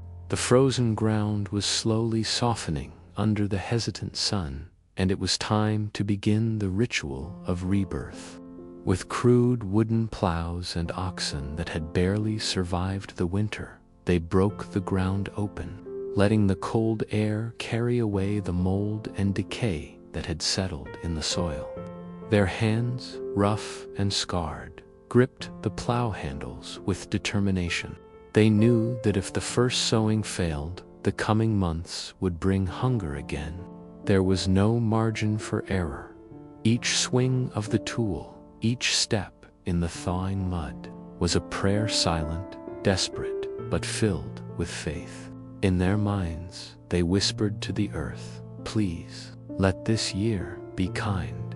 At night, when the village gathered again around smaller fires, talk shifted from survival to hope. They spoke of planting barley and rye, of maybe raising an extra pig if the harvest went well. Mothers mended clothes with brighter patches of fabric. Fathers carved small wooden toys for their children. The fear that had ruled them for months now lingered like an old shadow but for the first time. It did not dominate them. Still, the cold had not yet fully retreated. On some nights, the wind returned, cruel and sharp, sweeping down from the hills. When that happened, the peasants retreated into their cottages, wrapping themselves in old habits. They sealed cracks with mud and cloth. They burned what little wood they had left, and they whispered stories of winters long past of ancestors who had survived worse. Old Marin, the village storyteller, often spoke of the winter of the wolves, when the snow had buried entire hamlets and people vanished into the white. Her voice, low and rhythmic, filled the smoky rooms as children huddled close to their mothers. The stories weren't meant to frighten, they were meant to remind everyone that endurance was not new, it was part of who they were. Survival wasn't luck, it was inheritance. When the wind howled through the cracks, Marin would pause, letting the sound echo like a ghost's sigh, and then she'd smile faintly. "Listen," she'd say, "that's winter leaving. It growls as it goes." As the days lengthened, the snow receded like an old enemy, retreating into the hills. The peasants followed its disappearance with quiet satisfaction. They watched as rivulets of melting snow filled the streams and ponds, turning the brown earth into rich, dark mud. To them, that mud was golded. Even the smell of the wet ground felt like life returning. The village blacksmith, who had spent most of the winter repairing farm tools in exchange for bread or ale, now worked feverishly. Plow blades needed sharpening, horseshoes reforging, buckets mending. His forge glowed brighter each day, its smoke curling into the soft blue sky. Around him, the clanging of metal became the anthem of spring's arrival. The peasants came to his shop with tired faces but lighter hearts, each one knowing that the work they did now would shape the rest of the year. And as the world softened, so did the people. Harsh tempers eased. Quarrels from the winter-born, from hunger and cold, were forgotten or forgiven. They shared small kindnesses again: a loaf of bread, a bundle of herbs, a helping hand in the fields. The long freeze had reminded them that survival was never a solitary act, it was always a collective one. By mid-season, the sun hung longer in the sky, painting everything in gentle warmth. Children ran barefoot through puddles, chasing the last patches of snow. Women knelt in the fields beside the men, sowing seeds in rhythmic silence. The sound of the wind had changed, no longer hissed and bit, but rustled through the budding branches with a softer whisper at night. The peasants lay under thinner blankets and listened to the quiet hum of insects returning to life. It was the sound of promise, of continuation, of another year turning in the endless wheel of time as they drifted to sleep. The thought that carried them through the final edge of winter was simple, almost sacred. We have made it through once more. When the faintest blush of dawn touched the thatched rooftops of the medieval village, a strange sense of relief mixed with exhaustion filled the air. Winter's cruel grasp was slowly loosening, and yet the peasants knew that spring did not arrive overnight. It came timidly, like a shy guest, one hesitant step at a time. Each morning still carried a bite of frost. Each evening still demanded the crackling of a hearth. But deep inside, the villagers began to sense the turning of the earth to warmth. The peasants had learned, over generations, to read nature's smallest signs. The way the crows returned earlier to their nests, the sudden drip of thawing icicles, or the quiet murmur of water beneath the frozen stream. These were not just sounds, but promises. Promises that soon they would no longer wake to the painful stiffness of frozen joints, or to the fear that their dwindling food stores might not last another week. Hope, however small, began to flutter in their chests. In the cottages, smoke no longer rose all day long. The need for constant fire had passed. The peasants would now ration their remaining firewood carefully, saving what little was left for nights that still chilled the bones. The women started airing out the straw bedding, shaking off months of soot and dampness.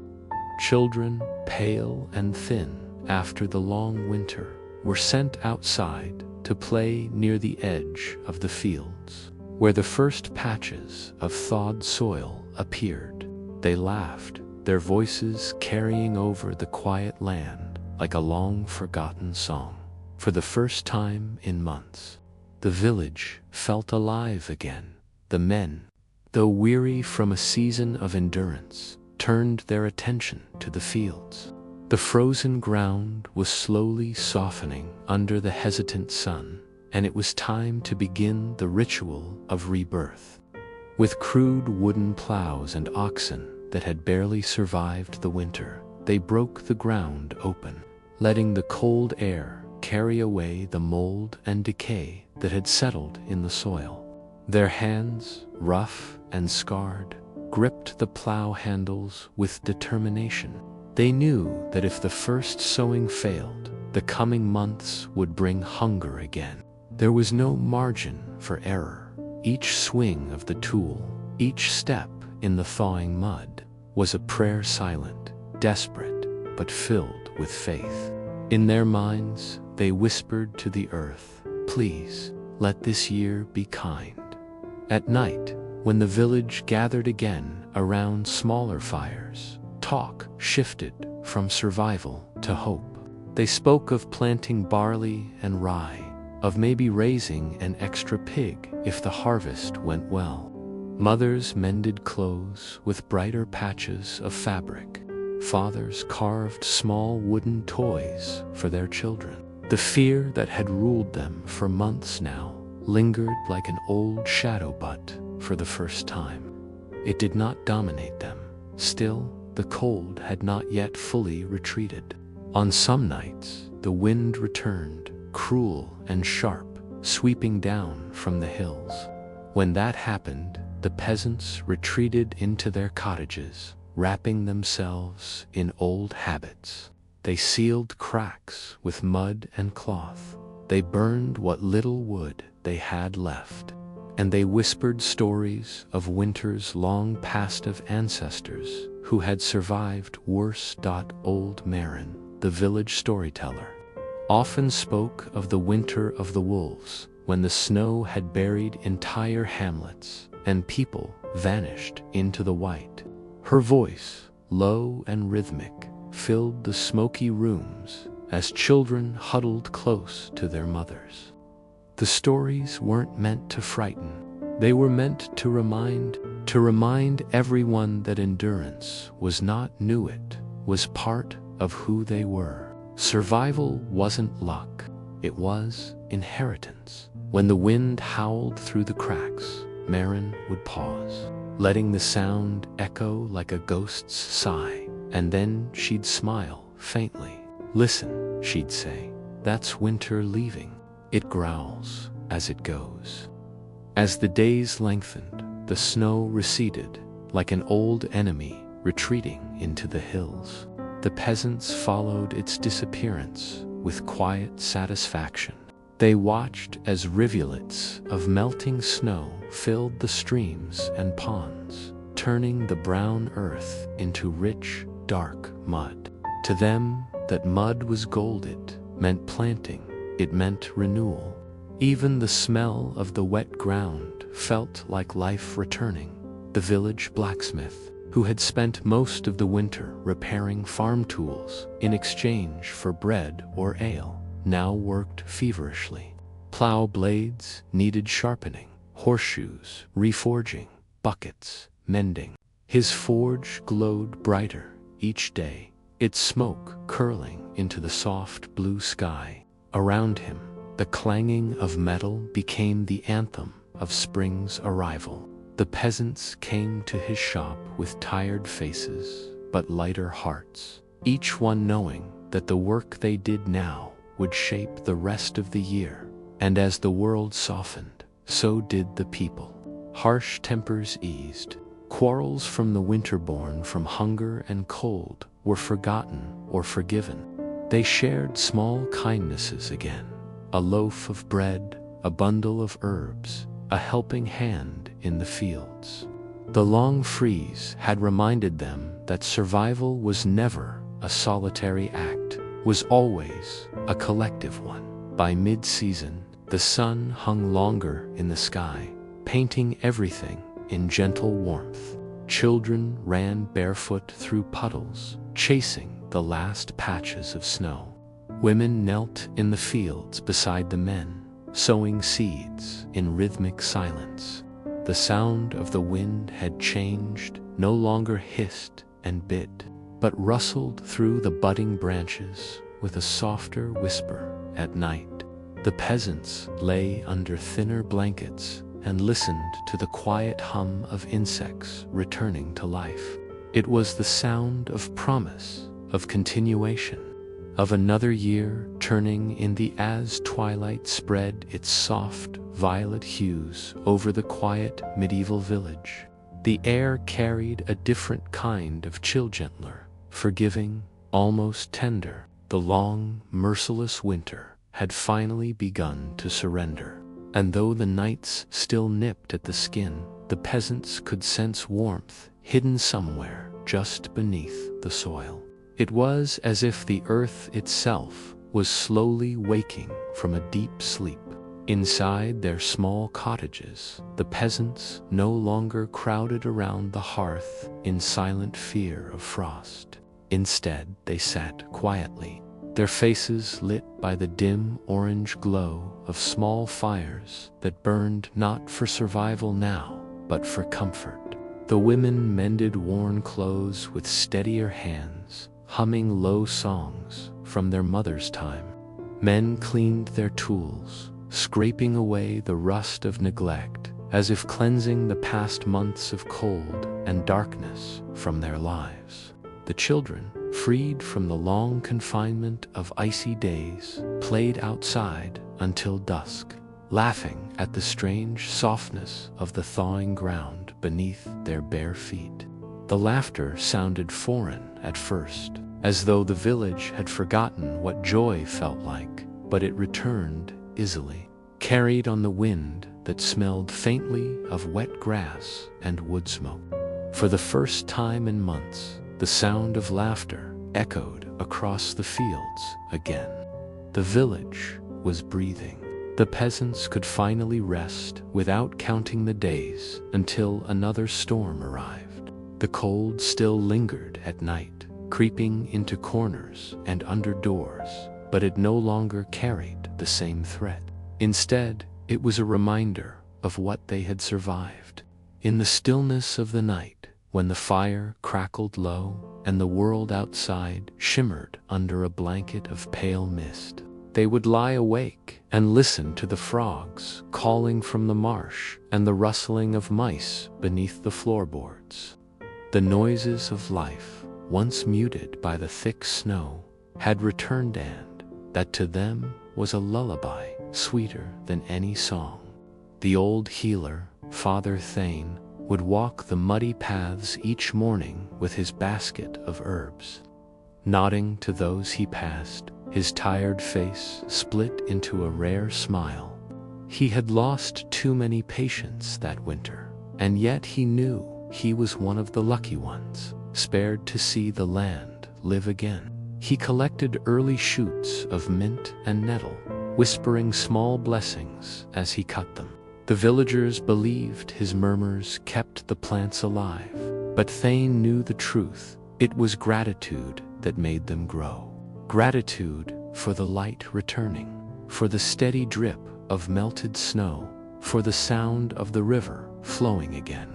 As the peasants worked the fields, their plows slicing through the damp soil, they felt that same quiet thankfulness in their bones. It wasn't joy, not yet joy, was a luxury they had long forgotten, but it was peace. Simple, honest peace. At night, when the fields turned silver beneath the moon, they would sit outside on wooden stools, wrapped in cloaks and old blankets, sharing mugs of thin ale. The conversations were soft and slow. They spoke of small things, a cow giving birth to a calf, the return of a flock of birds, a dream someone had about green hills and sunlight. These weren't grand stories, but they were sacred to them. They were proof that the world went on. Even the old church bell, silent through the frozen months, was rung again one morning when the priest decided to hold a service of thanks. The sound traveled over the roofs, carried by the gentle wind, and people stopped in their work to listen. It was not a loud or solemn ring, it was soft, almost shy, like the first voice of spring, calling out to remind everyone they had survived.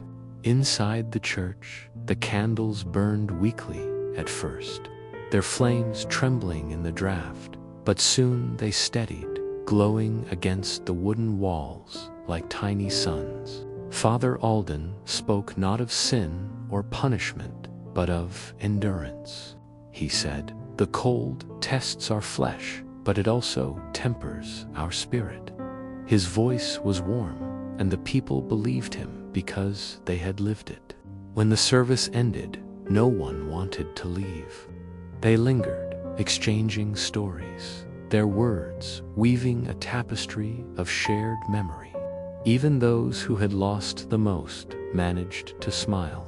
Outside, the air was bright and clean, the sky stretching endlessly above them, endless wheel of time as they drifted to sleep.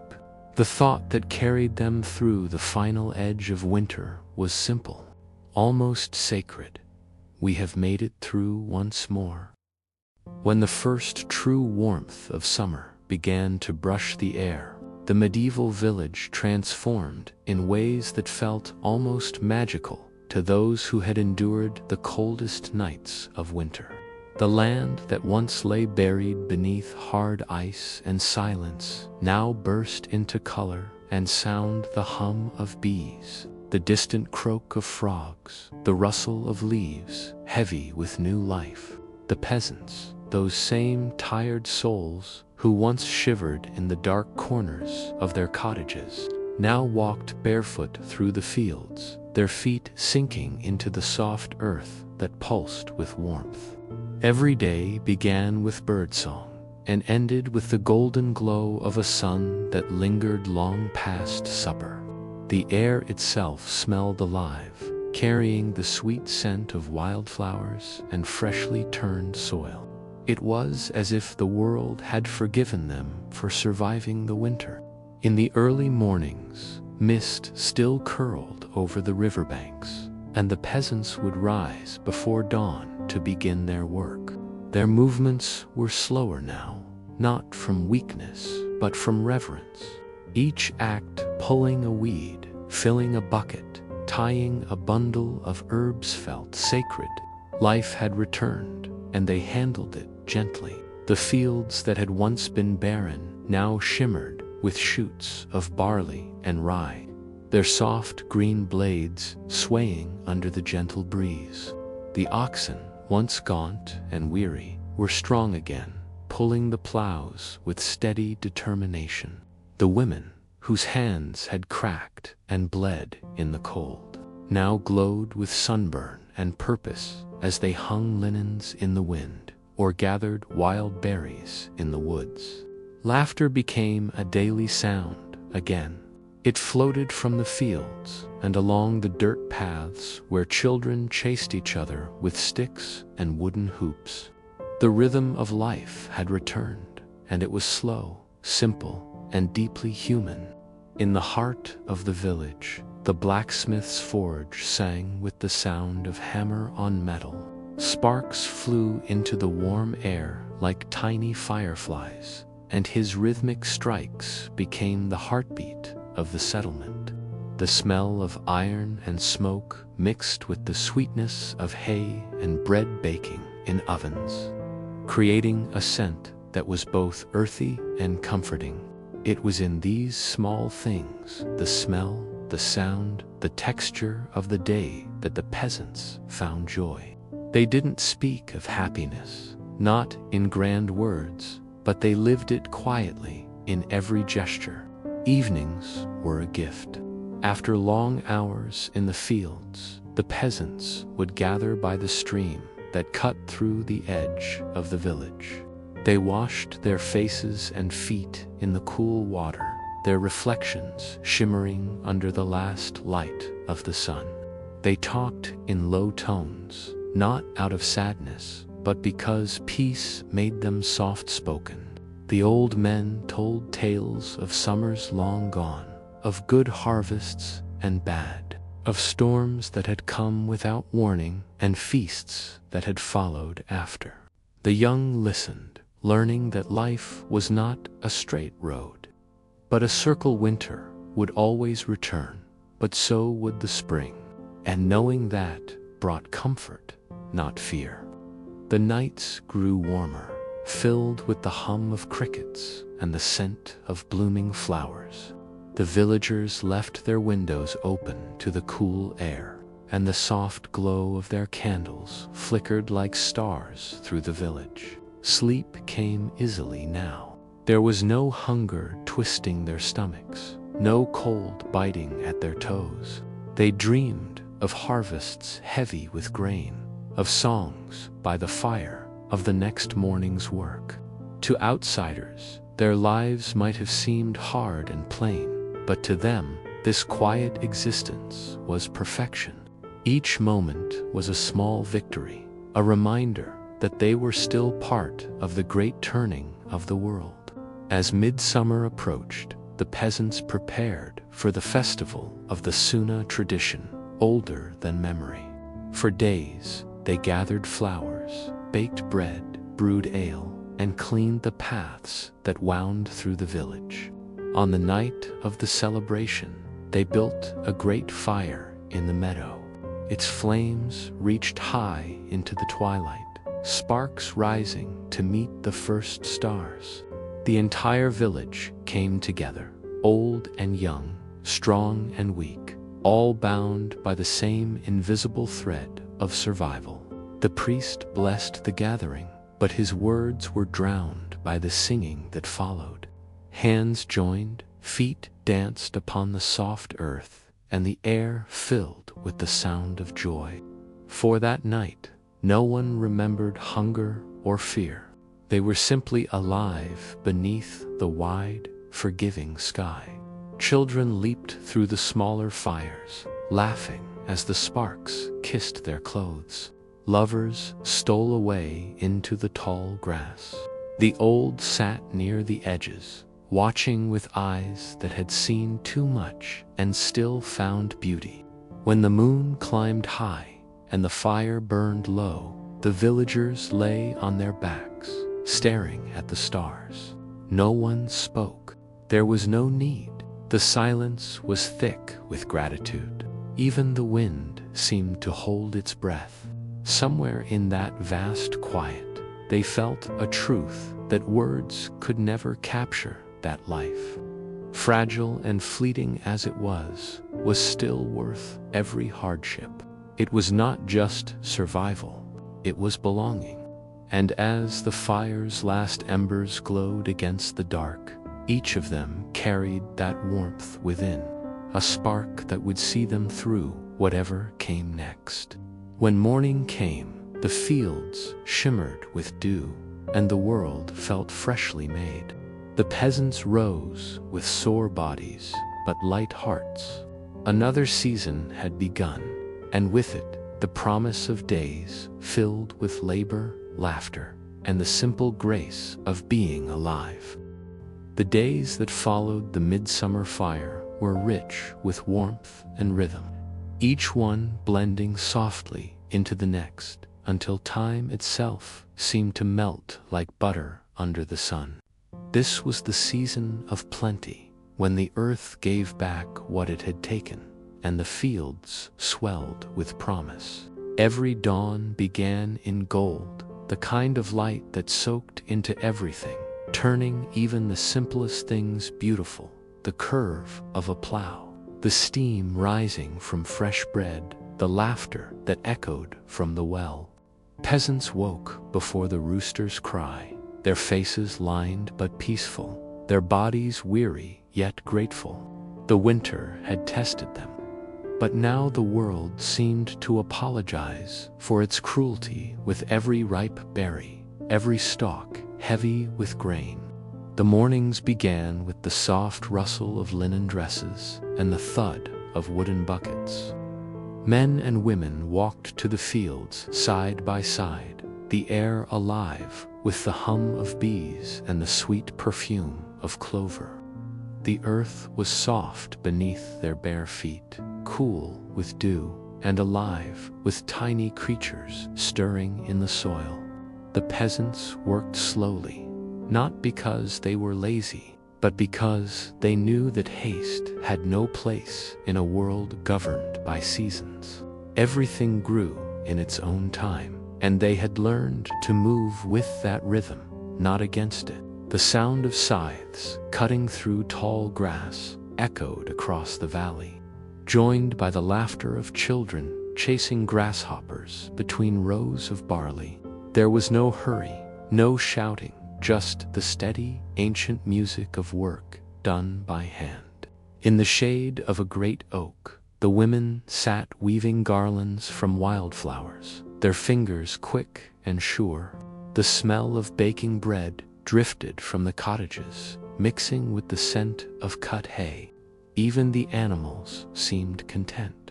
The cows flicked their tails lazily, and the chickens strutted through the dust, their feathers shining in the sun. At midday, the villagers paused. The fields shimmered in the heat, and a silver haze danced above the soil. Lunch was simple black bread, cheese, onions, and sometimes a bit of salt pork butt eaten together under the wide sky. It felt like a feast. They drank from wooden cups filled with cool water drawn from the well, and some took a brief nap under the trees, their hats tilted over their eyes. In those small hours, the world seemed utterly still, as if time itself bowed in reverence to the fullness of life. When the shadows grew long again, work resumed until the sun dipped low and the sky turned a soft rose. The peasants walked home in quiet groups, their tools slung over their shoulders, their feet dusty but their hearts light. In the village, smoke curled lazily from chimneys, and the smell of stew filled the air. The women hummed softly as they stirred pots over open flames, and the men mended tools by candlelight. Children played with sticks and stones, inventing kingdoms no one else could see. As night fell, the air cooled, and stars began to scatter across the sky. Crickets sang, dogs barked, and somewhere a flute played a slow, winding tune. The villagers gathered outside their cottages, talking in low tones, sometimes singing. They didn't speak of history or kings or wars. Those were for other people. Their world was here, small and sacred, bounded by fields and seasons, by love and loss and laughter. When the moon rose, pale and full, they looked up at it, not as something distant and divine, but as an old friend that had watched over their ancestors too. Life felt eternal in those moments. Days became weeks, and the harvest grew heavy. The peasants worked longer hours now, but the air was filled with joy. The barns began to fill with sheaves of wheat and rye, the fruits of months of labor. The sound of flails beating grain echoed through the evenings, and the whole village smelled of straw and smoke. There was music everywhere, in the creak of wagon wheels, in the splash of water over stones, in the rhythm of breathing as people rested on doorsteps, watching the sunset fade. It was not a grand life, but it was full in a way few would ever understand. When the last bundle was tied and stored, the harvest feast began. Tables were laid with bread, cheese, apples, and ale. The air rang with laughter and song, and for one night, no one thought of the cold or hunger that would one day return. They ate until their bellies were full and danced until the stars blurred above them. The children fell asleep in the grass, and the old people watched them with eyes full of quiet pride. The world, for now, was kind, and as the fires burned low and the night wrapped around the village, a gentle peace settled over all. Tomorrow would bring work. Again, there was always work, but for this night, they rested in the soft glow of abundance, thankful for the fragile, fleeting beauty of the season of plenty. As the golden days of summer began to fade, a subtle change swept across the medieval countryside, one so gentle that it could almost go unnoticed. The mornings grew cooler, the air thinner, and the scent of ripened fruit mingled with the faint, earthy smell of leaves beginning to dry. The sun still rose bright and strong, but its light had softened. It no longer burned, it glowed. Shadows lengthened over the fields, stretching lazily as if the land itself were preparing for rest. The peasants, who had spent months in the open air beneath the relentless heat, now welcomed the cool breeze that whispered through the trees.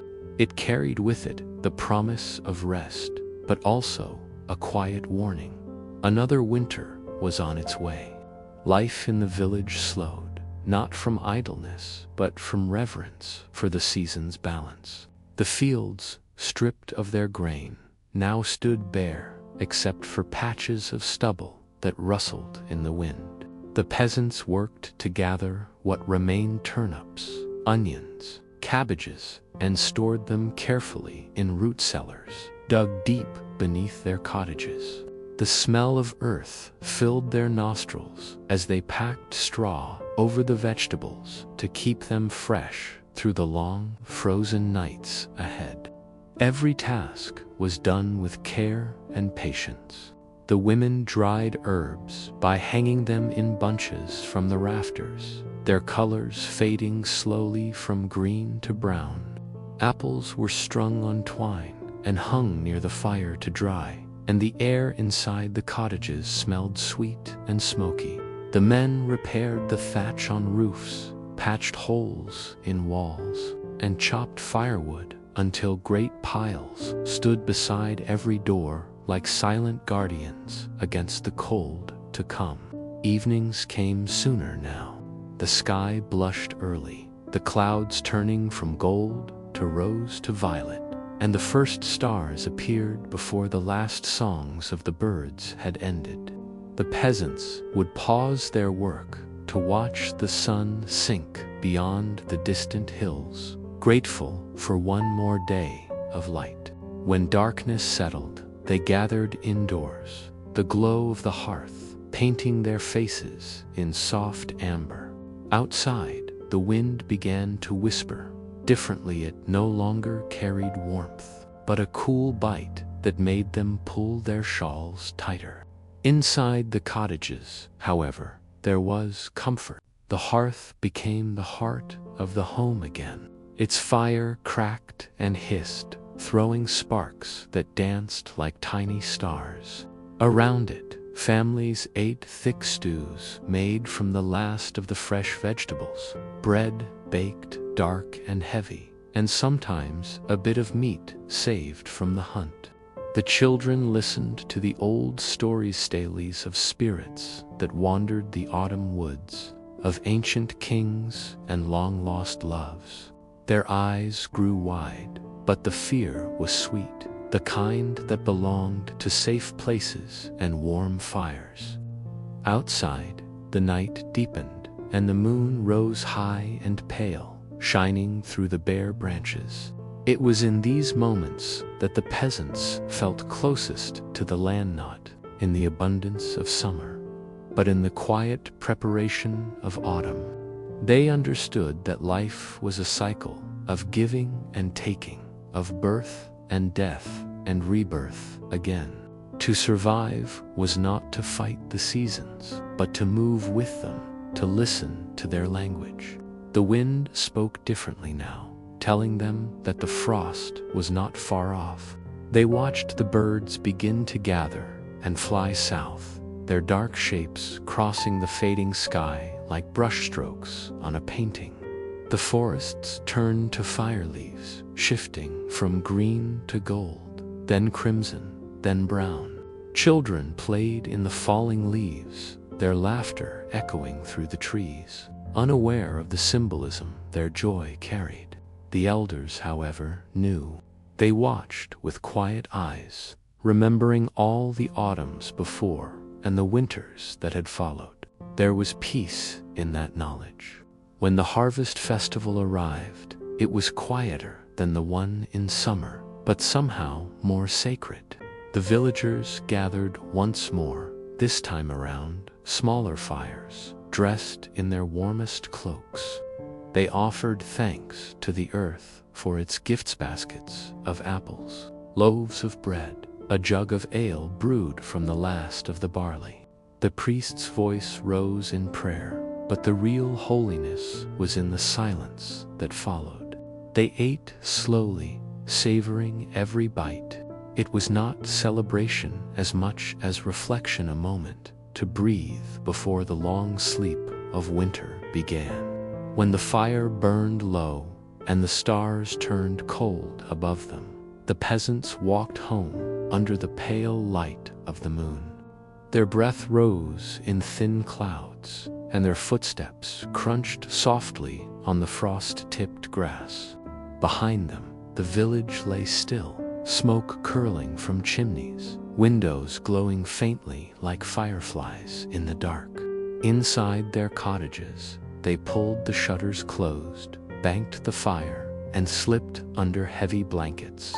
Outside, the wind sighed through the trees, and the first thin veil of frost spread over the fields. Another year was turning, and the world was preparing to sleep. Yet within that sleep, life waited, quiet, patient, and eternal. For every ending, the peasants knew, was simply the beginning of another story whispered by the earth.